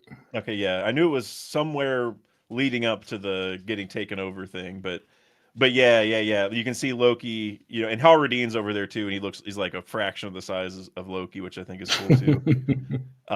But yeah, that is also, and even the panel above it where like the Nightmare is getting his head chopped off is also a pretty cool panel. But yeah, that one with Luffy and Loki, that's like, I don't know, that's just one of my sneaky favorite panels of the year. But there was a ton, and like I said at the very start of this whole thing, I think the mural is gonna win. That's like my real choice, but there's a lot of good ones. Speaking of this, that was a good sleeper pick, bro. I want to, because it really was. I want to do like a category next year, funniest moments, because there's a lot of funny moments at Elbaf, especially in the beginning. I know some of that was last year, going into Elbaf and starting the arc off, but I feel like One Piece has so many funny moments that are they're not really talked about when it comes to like the big streams and big videos, big theories, big analysis. But like there's a lot of Oda's humor is so much fun, bro. It is, and honestly it makes the story not bland and like, you know. What do you guys think about an honorable mention for Shanks as a Holy Knight? That shit was clean, bro. Okay.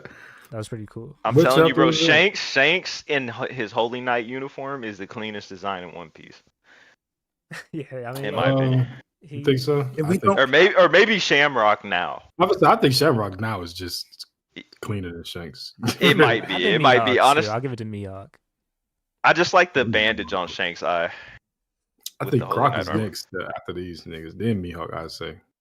If I'm adding mention, I want to add in also that one panel, Rox let Eris go so she can run off, meet me at Lulicia, and then Rox decides like, yo, I'm going to take on like Garling and everybody again. And then like Rox was all black because he just fought like the whole Garling, the Holy Knights, and them other, I think they may have been Dami Reversi as well.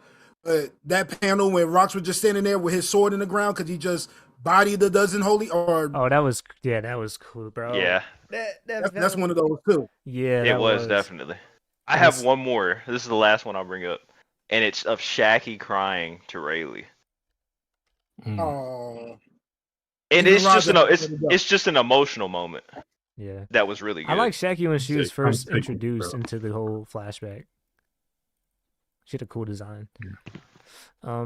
But I don't know. So was there anybody that voted for the same thing?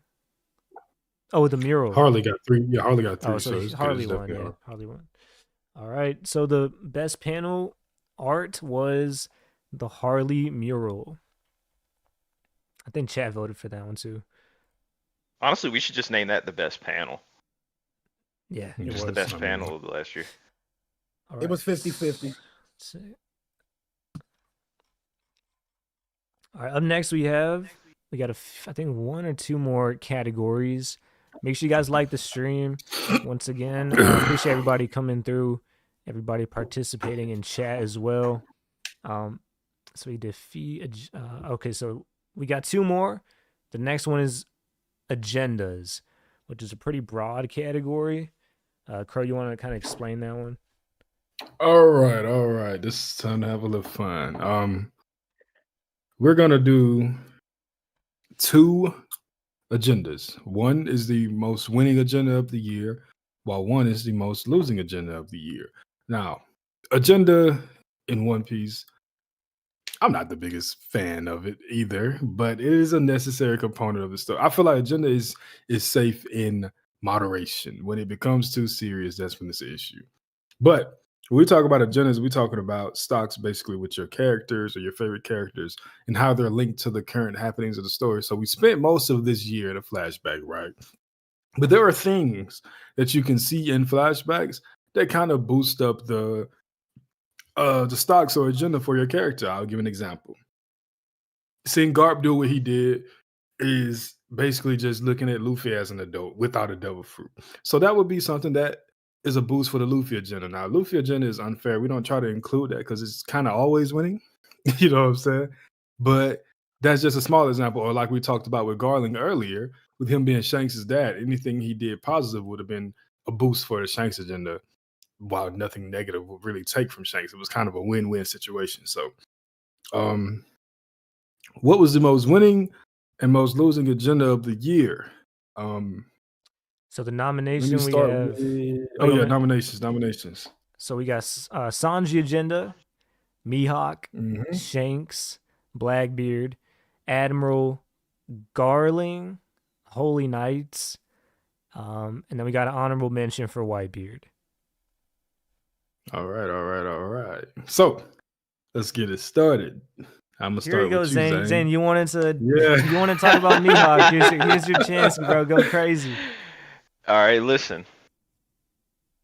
We're not gonna sit here and act like how Rox wielded his blade wasn't a call back to swordsmanship dealing with Mihawk and Zoro. Oda specifically announced that he was a swordsman, and he was a special swordsman at that. So all I'm saying is, bro, swordsmanship isn't as slept on as a lot of people think it is.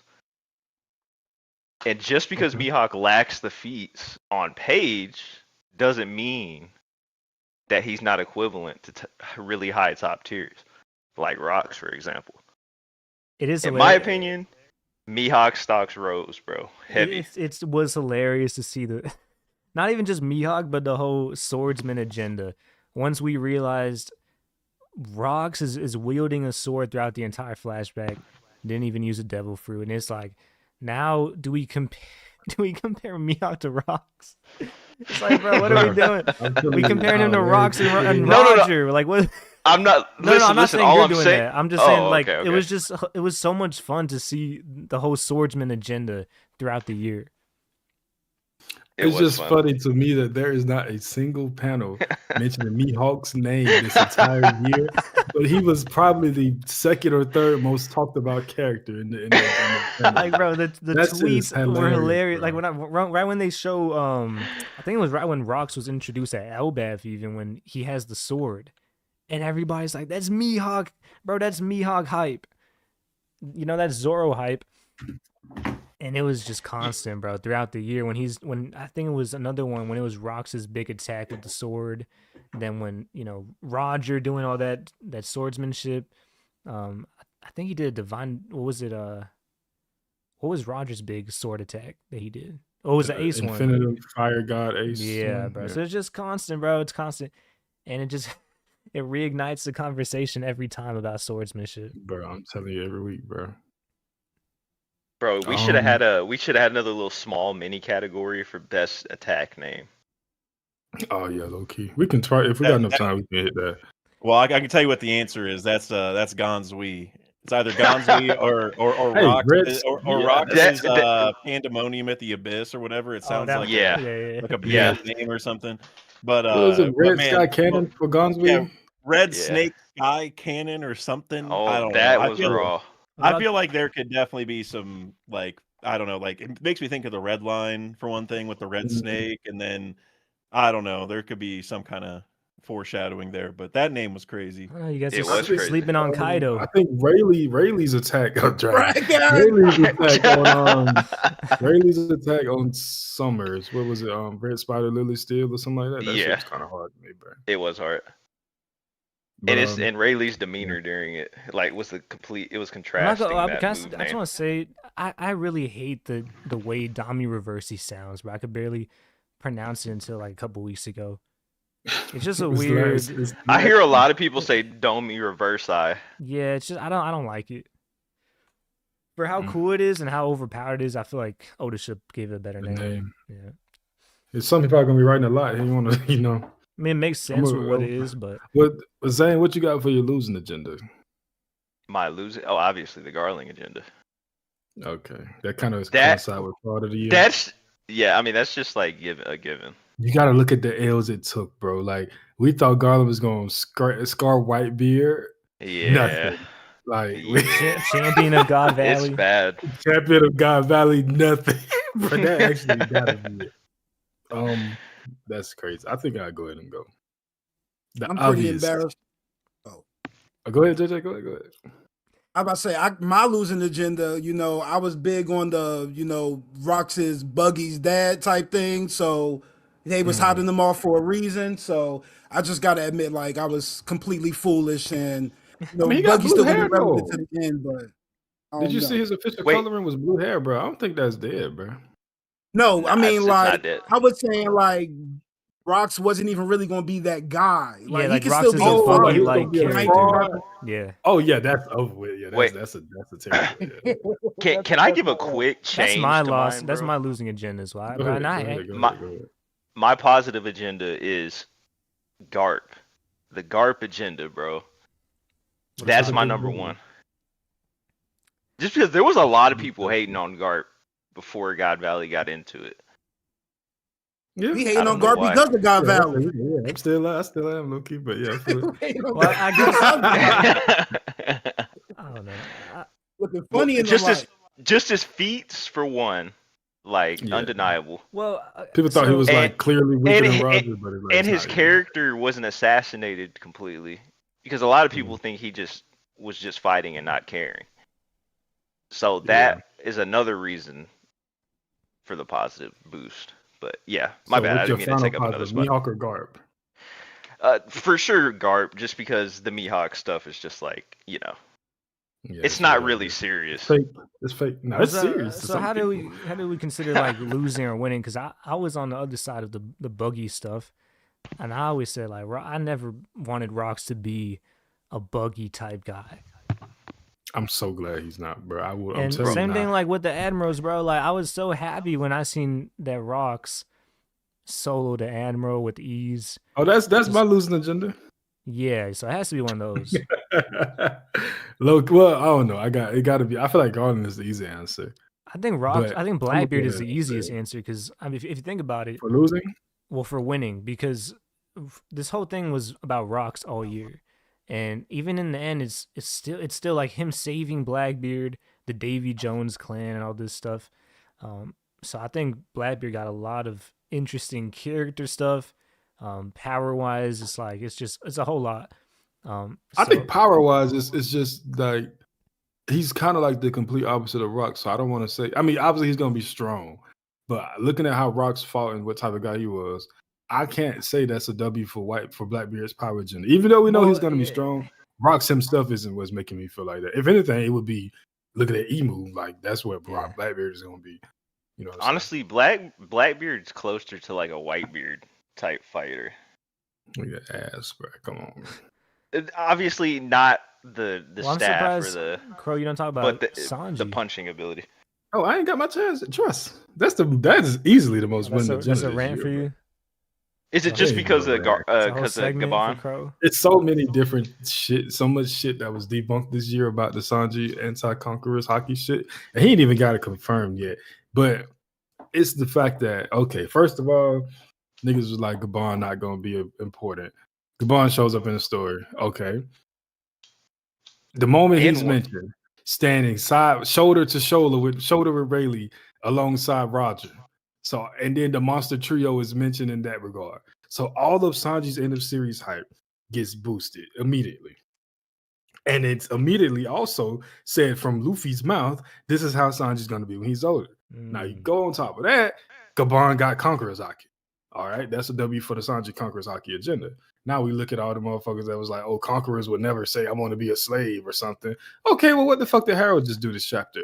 That's dead. All right, all the shit that they was talking about, Conquerors don't be simps. What the hell was Roger doing this flashback? Okay, that shit is dead. Sanji's agenda killed the most narratives against him getting Conqueror's Haki or being a strong top tier end of series. And because of that, he had the most winning agenda this year. And he didn't even have to lift a fucking finger. Not to mention, he had a conversation with Gabon about Conqueror's Haki. And even in the event that Sanji doesn't get Conqueror's Haki, it's still kind of confirmed he's going to be a extremely high top tier character in a series just because of Gabon's portrayal. So, big W's in the chat. Sanji agenda 1. If you don't agree with it, you just coping. We up, man. That reminds me too, like Zoro is the greatest idiot of all time, bro. The fact that he didn't even realize that he had Conqueror's Haki. He was fighting Kaido. Bro. But yeah, there's no way. Even King said it to his face. Like, you got to take in some of these hints, bro. He might have to take an L for that. That's just losing agenda. Fake Conqueror? Oh, Enma Conquerors. That's why he didn't realize it, bro. Come on, how can we forget? That's Enma's Conquerors, bro. Nah. Hey, it's confirmed Ashura is Conqueror's Haki. He was using Ashura way before he got Enma. So what should I do for the 4 agendas? Because I don't know how to really do these polls. I think Sanji, Mihawk. Well, we got to let some more people go. Yeah, but I'm just but I'm saying because there's a winning and a losing. So you can do one poll for winning, one poll for losing. Sanji winning, Mihawk winning, Garp winning, and probably one more. What about the Whitebeard agenda? You said Garp? Yeah. Winning? Dragon. No, bro. No. Over Blackbeard? Yeah. Yeah, the Dragon agenda is the I was about to talk about it, but yes. Is it because of Rock? Nah, Dragon got a full 180. Dragon had one of the best character arcs in this flashback. He gotta be winning. I don't know. And Shanks is an honorable mention for winning because like all that rat shit is dead. You know what I'm saying? So, but okay. So the thing is, like, he still went to Mary's wife. No, I'm just kidding. The reveal. I'm just messing with you. I feel like it adds a lot of weight with Blackbeard being connected to Rocks because we already knew it was. But it's the same thing with Luffy, right? Like Luffy, we know he has Dragon and Garp. Just seeing him do good was good for him. But I think the problem is that with Luffy is just like Garp. So like anything Garp does, we can ascertain that to Luffy. But with Rocks, like Blackbeard don't move like that. So Rocks doing shit. I'm like, I can't just say that's a straight up upscale for Blackbeard because he don't act nothing like him. Yeah, but bro, we gotta now assume that Blackbeard is the Davy Jones of this era. Like Rocks is literally asking Emu, "Are you more afraid of Davy Jones or Joy Boy?" That's true. That's so I don't know. I'd rather put Blackbeard over Garp or Dragon. I think over Garp is fair. I mean, the only thing Garp did was kind of just get rid of some of those, bootlicker allegations, but the hype. We knew Garp was strong after what that is the attack he did, Galaxy Impact. So it just kind of reaffirmed it, and it was just a lot of aura for me. But if you want to talk about just like Dragon's whole perspective was like, I mean, people. That's like true because we me didn't and even you, know for sure that Dragon was at God Valley. And yeah, so like the fact he was not only there, but he saved Shanks as a kid. Saved Shanks. He witnessed Yeah, like the like- true Saved evils. Kuba, saved Ivankov, one over there and Yeah. screaming at all the other Marines, like, "Yo, y'all okay with this? Like, I'm gonna Yeah. kill you if you're okay with They this." told Garp, "I hate you, boy." Yeah, No, yep, because that too. he saves Kuma is able to then save Blackbeard and what you call it, Eris. So Dragon is the main. Dragon's real too because they told him, are you sure you want to do this? Because if you do this, you're probably gonna get kicked out the Marines or get locked up or something. He didn't care. Like that's I mean, he want to stun that shit, bro. that goes to show his character. So I mean, I get Dragon for sure. It's Sanji, bro. I don't think it's Sanji. It's Sanji. Sanji didn't do anything, Oh, bro. yeah, that's the W. He didn't have to do nothing to even still be like, up there in the combo, bro. Shout out to the GOAT. Before Elbaf, I'll say this, right? Since Elbaf started and ended, I mean, not ended, but to where we are now, the perspective of how strong Sanji will be in the series and if he can get Conqueror's Haki has been heavily swayed in a positive direction. Would you agree? I disagree, but I know what you're saying. Like I get what you're You don't saying. agree? Why you don't think Well, so? because I think most people always assume Sanji and Zoro would be very close, and they just assumed people love Zoro, and I feel like if you're being honest, you have to put them close. Some people are biased, I but don't know, bro. I think you would be amazed at how many folks I think get like it. it's a People are very huge biased, gap. but nah, bro. I don't think most people would say it's a huge gap. You think so? Yes. I think that a lot of people have Zoro closer to. I think this is what I feel like how it actually is versus how the community looked at it. If Luffy is a 10, Zoro is like a 9. And I think Sanji would be like a 8 or 8.5. A lot of people think Luffy is 10. Because we saw Sanji fighting King and Queen at the same time, even if it was just like a little clash. I feel like Sanji always gets his respect. Maybe not always throughout the entire series, but I think in the recent arcs, when it matters most, like even the fandom though, because like even when he fights like someone who's not as strong as Zoro's opponent, he destroys them. Like Zoro's going down to the wire in his fights, but Sanji usually comes out clean. Hey, look, I agree with you. I'm just telling you what the fandom is. I think people just like Zoro more, so it just comes out like with bias. And honestly, me as a Sanji fan, I do think it was very hard to argue that Sanji was close to Zoro because of, lack of Conqueror's Haki, obviously. But I always had faith that there would be something. If he don't get Conqueror's, Oda would give him like some special shit that's like a stand-in. But I do think there are a few things I've noticed in the fandom that like opinions that have swayed over. For the most part, Mihawk being stronger than Shanks has gained so much more steam this year in the fandom than it has ever. I think right now it's more people than it's ever been that think Mihawk is stronger than Shanks. I see your point because I think we had this conversation a couple of years ago, and I said Sanji, if he gets Conqueror's Haki, that's disgusting, bro. That sounds unstoppable. It doesn't sound fair at all. Like, how do you stop Sanji with the full mastery of Conqueror's Haki?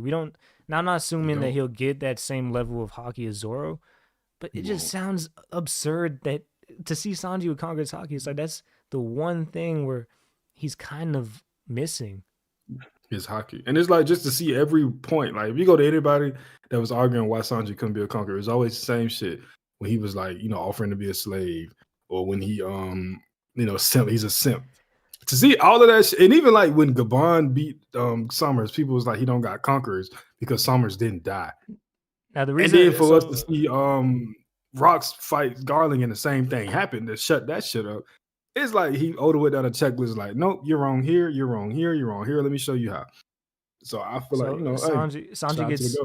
I love both. I love Sanji and Zoro. They're both in my top 5. I just like Zoro more, but I've always been a supporter of Sanji because in my mind, if he gets Conqueror's Haki, how does Oda one up that for Zoro? Because Zoro already has it. So now it's like the way I'm looking at it, I'm like, bro, now Zoro is one of the greatest conquerors of all time. You see what I'm saying? So I've always been a supporter. Black Blade. Hold on. Well, real quick, I think shout out Tornado. I saw his comment in the chat. Like I heard you guys talking about Sanji, and I was going to chime in, and then I saw him say that I need to comment on this, so I don't know if you said it for this reason, but I did a Sanji video a while ago about this whole situation, and I think that the key is we don't know how Conqueror's Haki always manifests. Like we think of it as just attacking and your attacks are stronger, right? But I don't think that's the entire limit to it. And so like if there's a way to mix Conquerors with observation Haki, that would be a better angle for Sanji so he stays kind of in the lane that he's been in for a while with the observation stuff, and then Zoro can just do the normal like weaponized armament, so it's a higher damage output. So then they kind of just embody the things they've embodied the whole story where, Zoro will keep getting stronger in terms of like total damage output, but Sanji will have like all these extra utility kind of things to help him fight and do things. So I think that's Oda's plan there, is it's not going to just be Sanji's doing the same things as Zoro, because it would also feel like Sanji's always like catching up too, because like, okay, Zoro already figured it out, and now we're going to have Sanji do it, and it's like it'd be more fun if he got a different thing. So so I think that's definitely where it's going. He's going to get some special stuff that we haven't really seen yet. That's a good video, by the way. Appreciate you. Thank you. Also like the idea of like offensive use versus defensive use, and I don't know if it was yours, but somebody else mentioned it could have been you, but like maybe his naturally manner, like how Zoro's is leaking out. Sanji, in the opposite regard, would be one where he's constantly guarding himself with it, and that's how he was able to not be damaged by his flames. So I mean, if it would just be another opposite of Zoro, it would make sense why with Zoro, he can't control his. Sanji, he's been subconsciously keeping his on him to defend himself.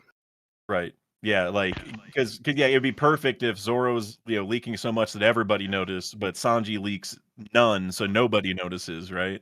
Like that's why I think, and I can't remember the person's name, but there's a Reddit theory I found that brought this up, but that's why I think we're gonna find out where Scopper's like, oh Sanji, I don't sense any Haki from you, period. Like not even any at all. Like I don't even think you have it, like any kinds. And he's like, wait, okay, I know that's not true. What's going on? And so I think he's just hiding it from everybody. He doesn't even know. I would think it'd be cool if he got the Haki. I was just about to say that, bro. I was about to say it would be clean if he got Shank's ability to kill observation Haki. Yep, 100%. It would fit, bro. And I feel like that's why I think like he's one of the winners of the year, because you couldn't really have these conversations last year, bro. It was more just is he even fucking getting it? You know what I'm saying? But now the door feels a lot more open for a lot more conversation about in the series Sanji. I think the Mihawk stuff is interesting too, though, because I mean, it do feel like Oda kind of is folding in swordsmanship and Haki. So to see, Roger just go, we got to use our strongest Haki, and he uses a sword attack. I can understand why people are like, well, your sword skill is mostly depending on how strong your Haki is. So Mihawk being a big winner of the year makes sense to me. I still think there's more to it. That's why I'm kind of holding off on that. But I think Dragon is the easy number 2, personally. Okay. So I think is there anyone that doesn't agree with Sanji? I would go Blackbeard, Sanji second. How exactly are we saying it for Blackbeard? Just off the notion of rocks? I think rocks, and also Davy Jones, and like the fact that he's probably going to be involved with Emu and stuff towards the end. So there's a lot there.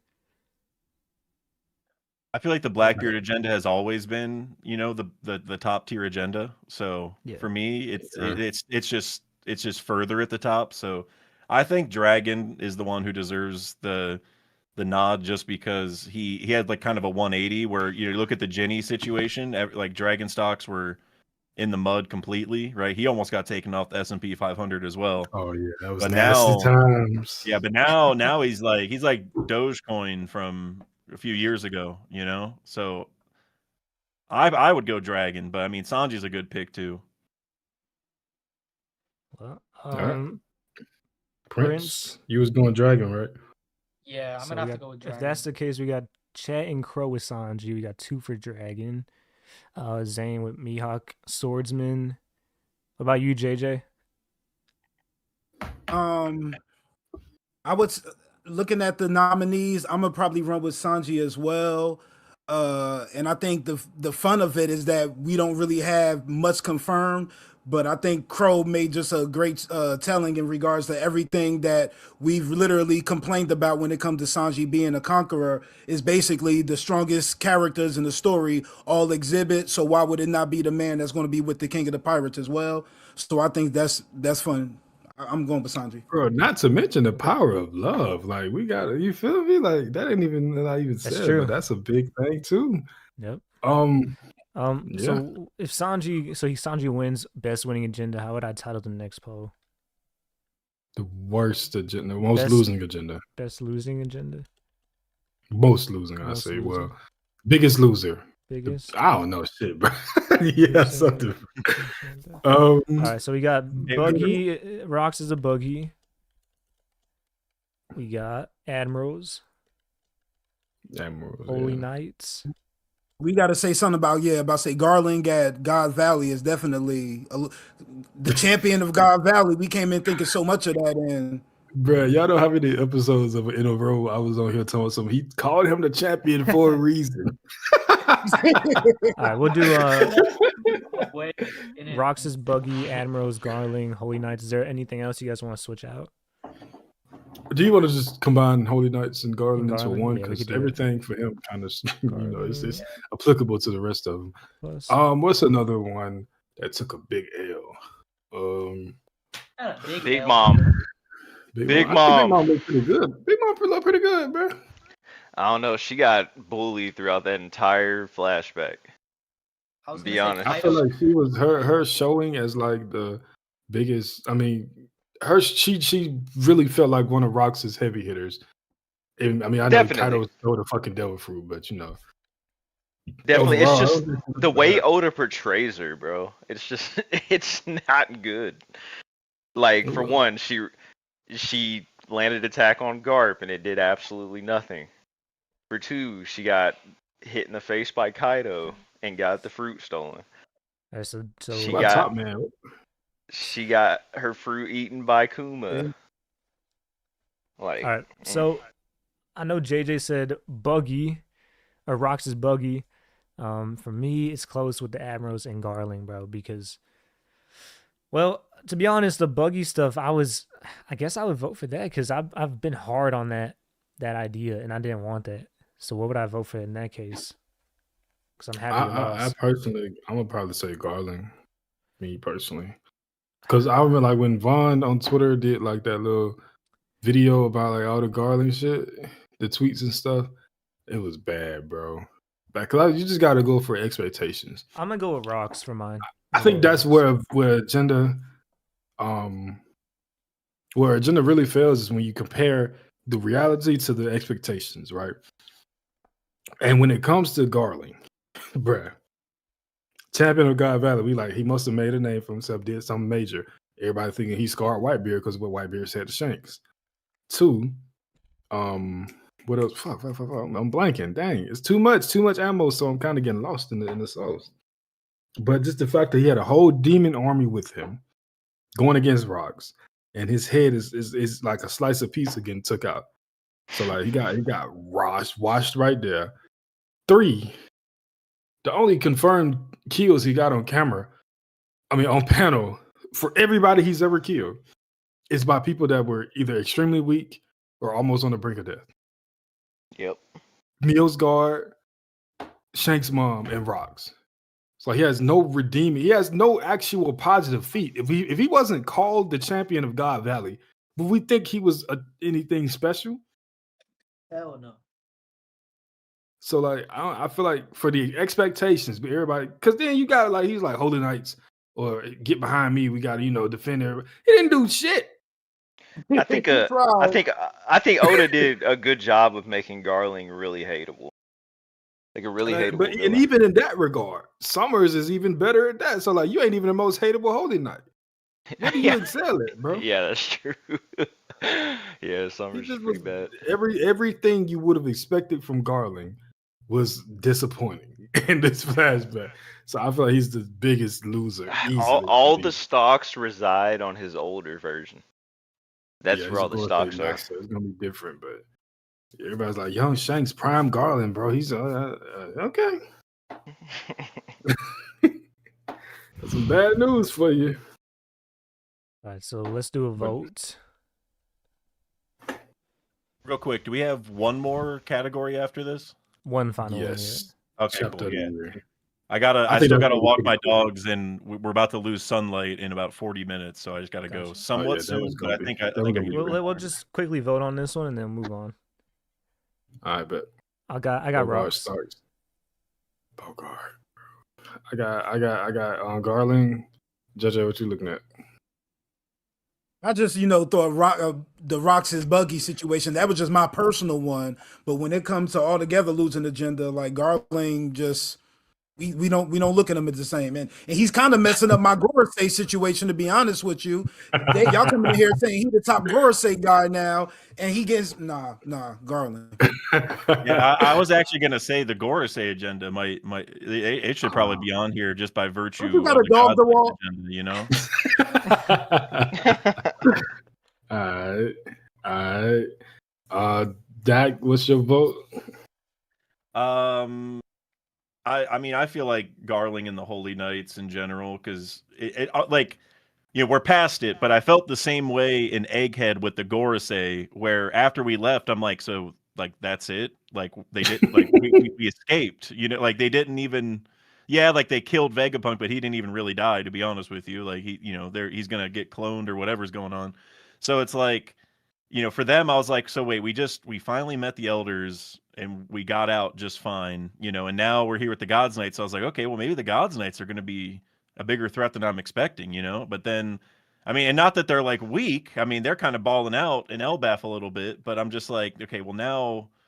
I don't know. Like I don't feel super threatened by them. I guess it's the same as the Gorosei, where I'm like, yeah, the Straw Hats will figure it out. They'll figure it out. So, yeah, so I gotta go with them. And about the rocks, with like the buggy thing, I mean, like, it's tough for me to pick that one because while I do think it's pretty much done for, I mean, maybe Oda can work some magic, but I think it's pretty much done for that. Like their father and son.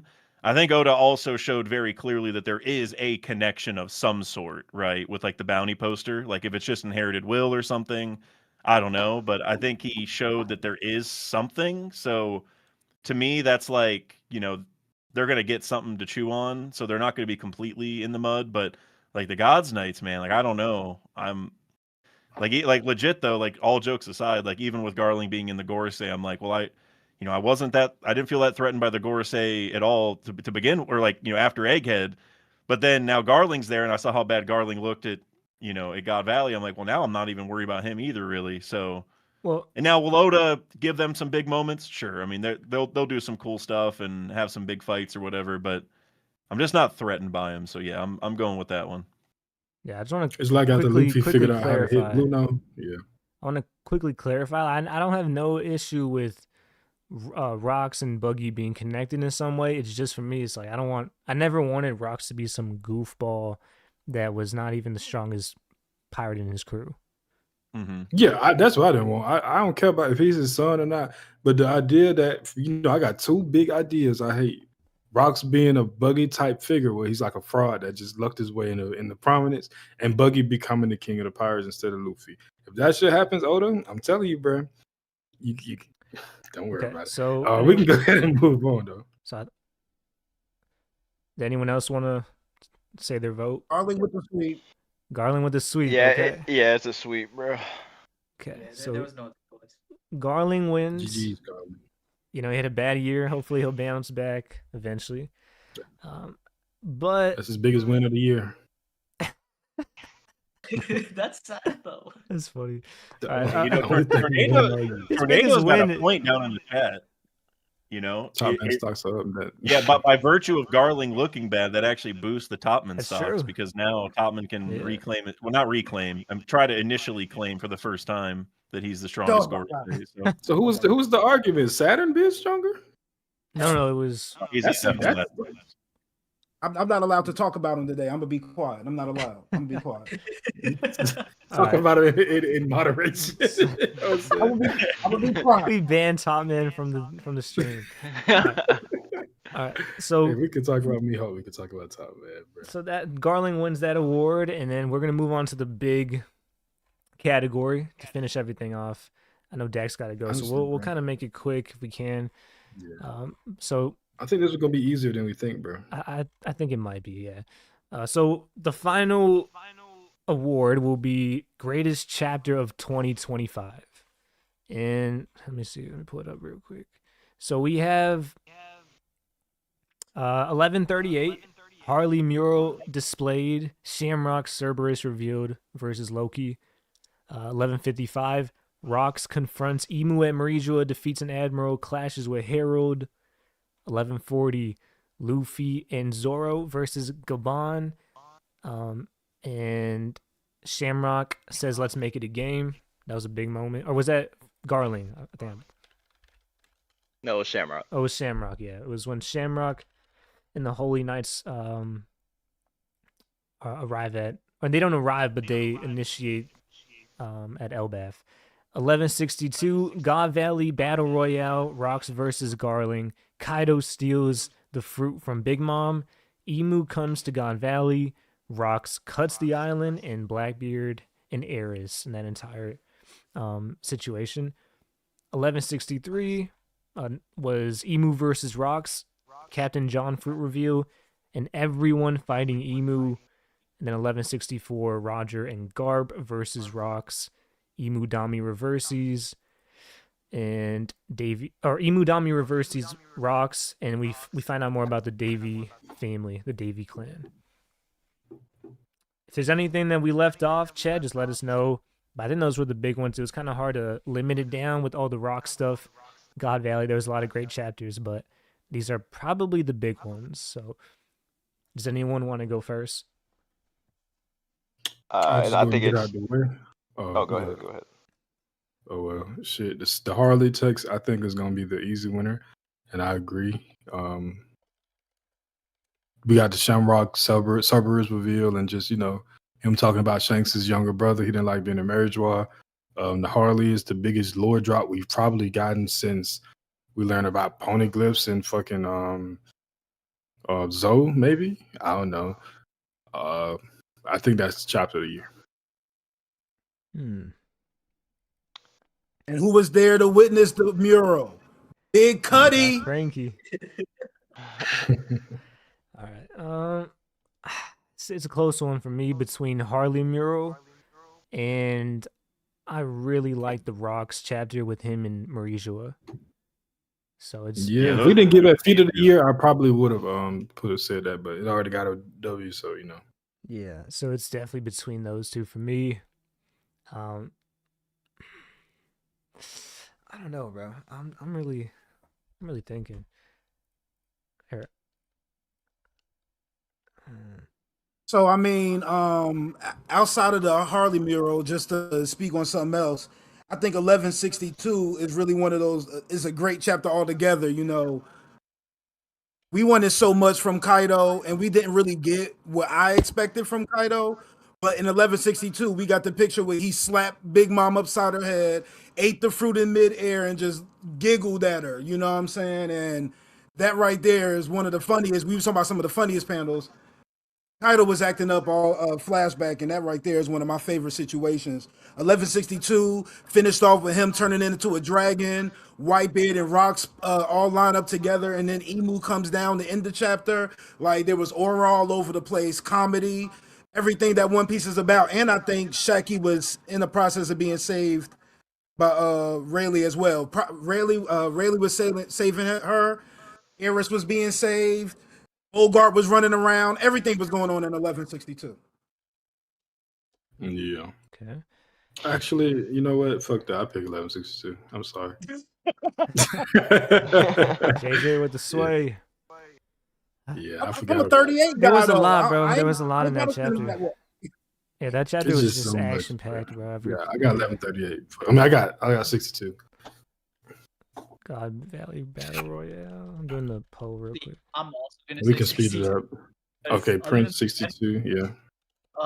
With 1138, It's not too much. I mean, the panel is crazy and it gets like talked about throughout the chapter, but you only get that like dramatic reveal towards the very end.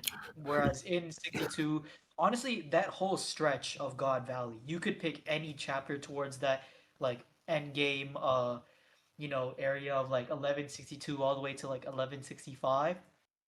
Any one of those chapters easily could be chapter of the year because you got so many perfect moments. You got many different storylines being carefully carved out into, the lore that we know and love today. So, yeah, I'll go with 62.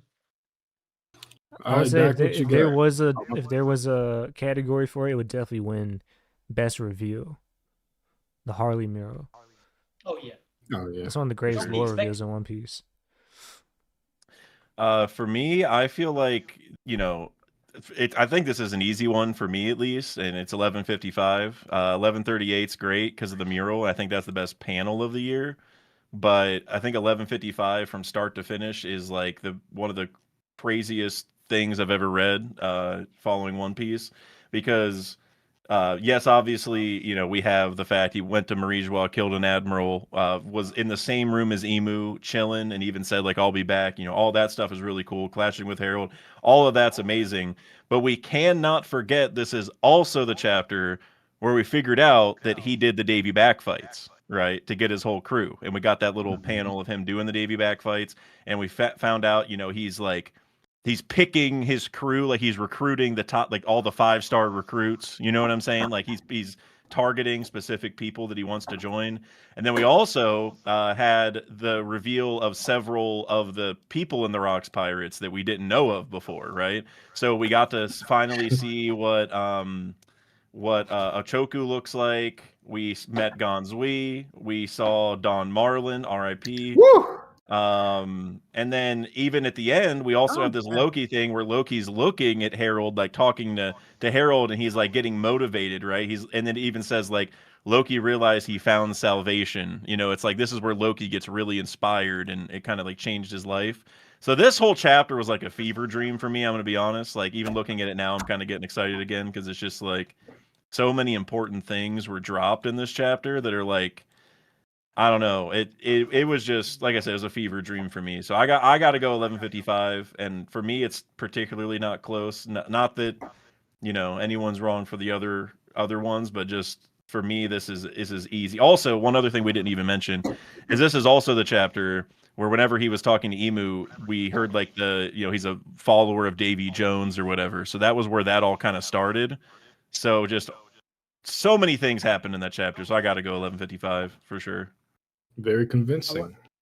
I like him having that Buggy wanted poster too. That also added to the circumstances. So there's a lot of meat in this chapter, Paul. This was like a theorist's paradise almost as much as like 11:38 was, where it's like, oh, there's so much to talk about here, like so many little Davy Jones things, the Loki inspiration thing, because it's like the Shanks parallel with Luffy in a way, seeing the new Rocks Pirates. It's like, and also this is where Nepo piece really, really started, right? Because we learned right before this that Rocks was Blackbeard's dad, but now this is where we're like, okay, wait, so Don Marlin's got to be related to Beige, and then is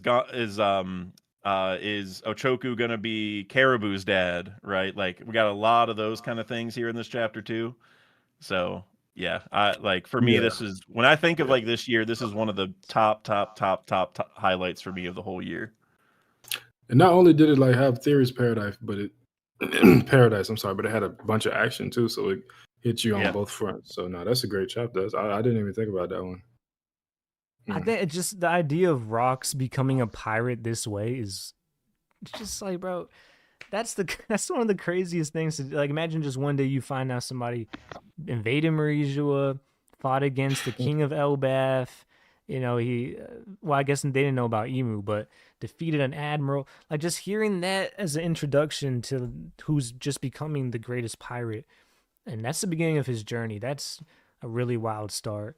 And, Dad kind of summarized it well. This chapter gave me goosebumps, bro. Just, there's something about Rocks' arrogance that I love, because we don't see it too often with Luffy. Luffy, he's confident, but he doesn't trash talk in the same way It's more simple. It's like, I'll be king of the pirates, and then he calls him like a funny name, but it's nothing crazy. But Rocks, to me, it's like, this is Jordan or Larry Bird trash talk, and it's going up against someone who we've seen is pure evil, and he was just, I mean, he wasn't ready for it, but he wasn't afraid, and that's the thing that, I don't know, it's something about Rox's character that it just, from day one when we saw that, he was one of my favorite characters in One Piece. So I have to give it to 1155 as well. But I'm just looking at the top three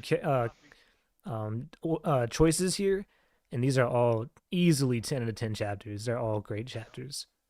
Yeah, that's one thing about 2025 is this is like of all the years that I've been following One Piece, this was the number one like scale resetting chapter, right? Where like or like, because like usually whenever we do 1 out of 10, like we're kind of, you know, basing it off of some of the other peaks we've had in the story. Like, is this the craziest one ever? All right, it's a 10. But now we've had so many that are 10s. It's like now we got to redo the scale and be like, all right, now I gotta, whatever was like an 8 or a 9, you know, an egghead might be like a 7 or an 8 now, you know, and because everything's got to kind of move down. So yeah, this was an insane year.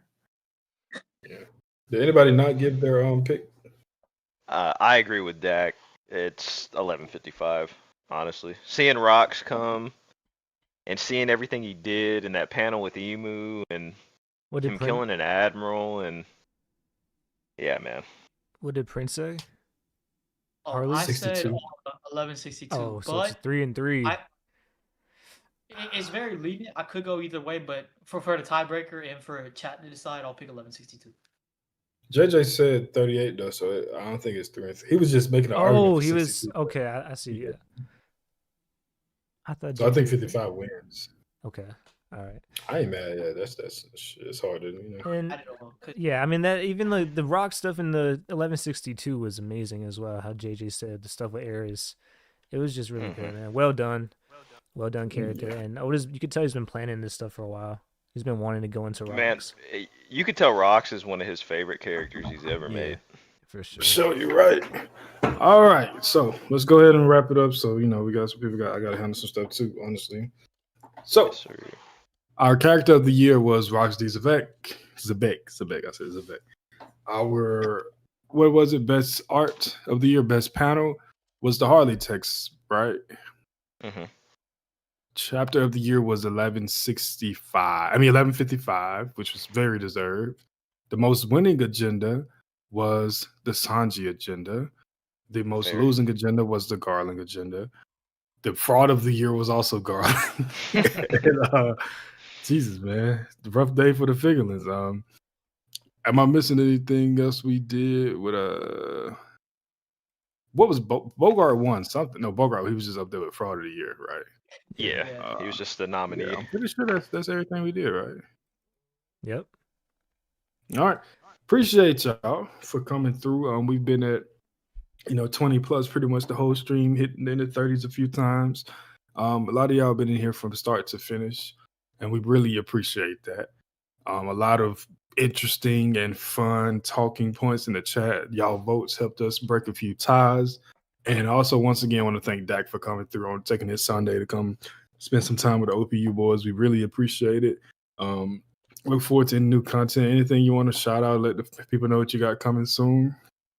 Let's see. Well, I got a video dropping tomorrow on kind of like what's going on in the Holy Land. So that'll be a good video. I think you all will like that one. We're gonna have to talk a little bit about God's Knight Blackbeard in that video. I think that might be going down. Other than that, though, I'm also actually, if you guys are interested in One Piece TCG, I'm opening up like 4 boxes tomorrow on stream on my channel, so you guys can check that out. I am opening up a box of OP13, which does have the Gorosei cards, including Slopman. So if you guys want to see that, but yeah, no, I appreciate you guys. This was great. Thank you for inviting me. This was such a great year of One Piece. It was smart to do a stream like this for sure.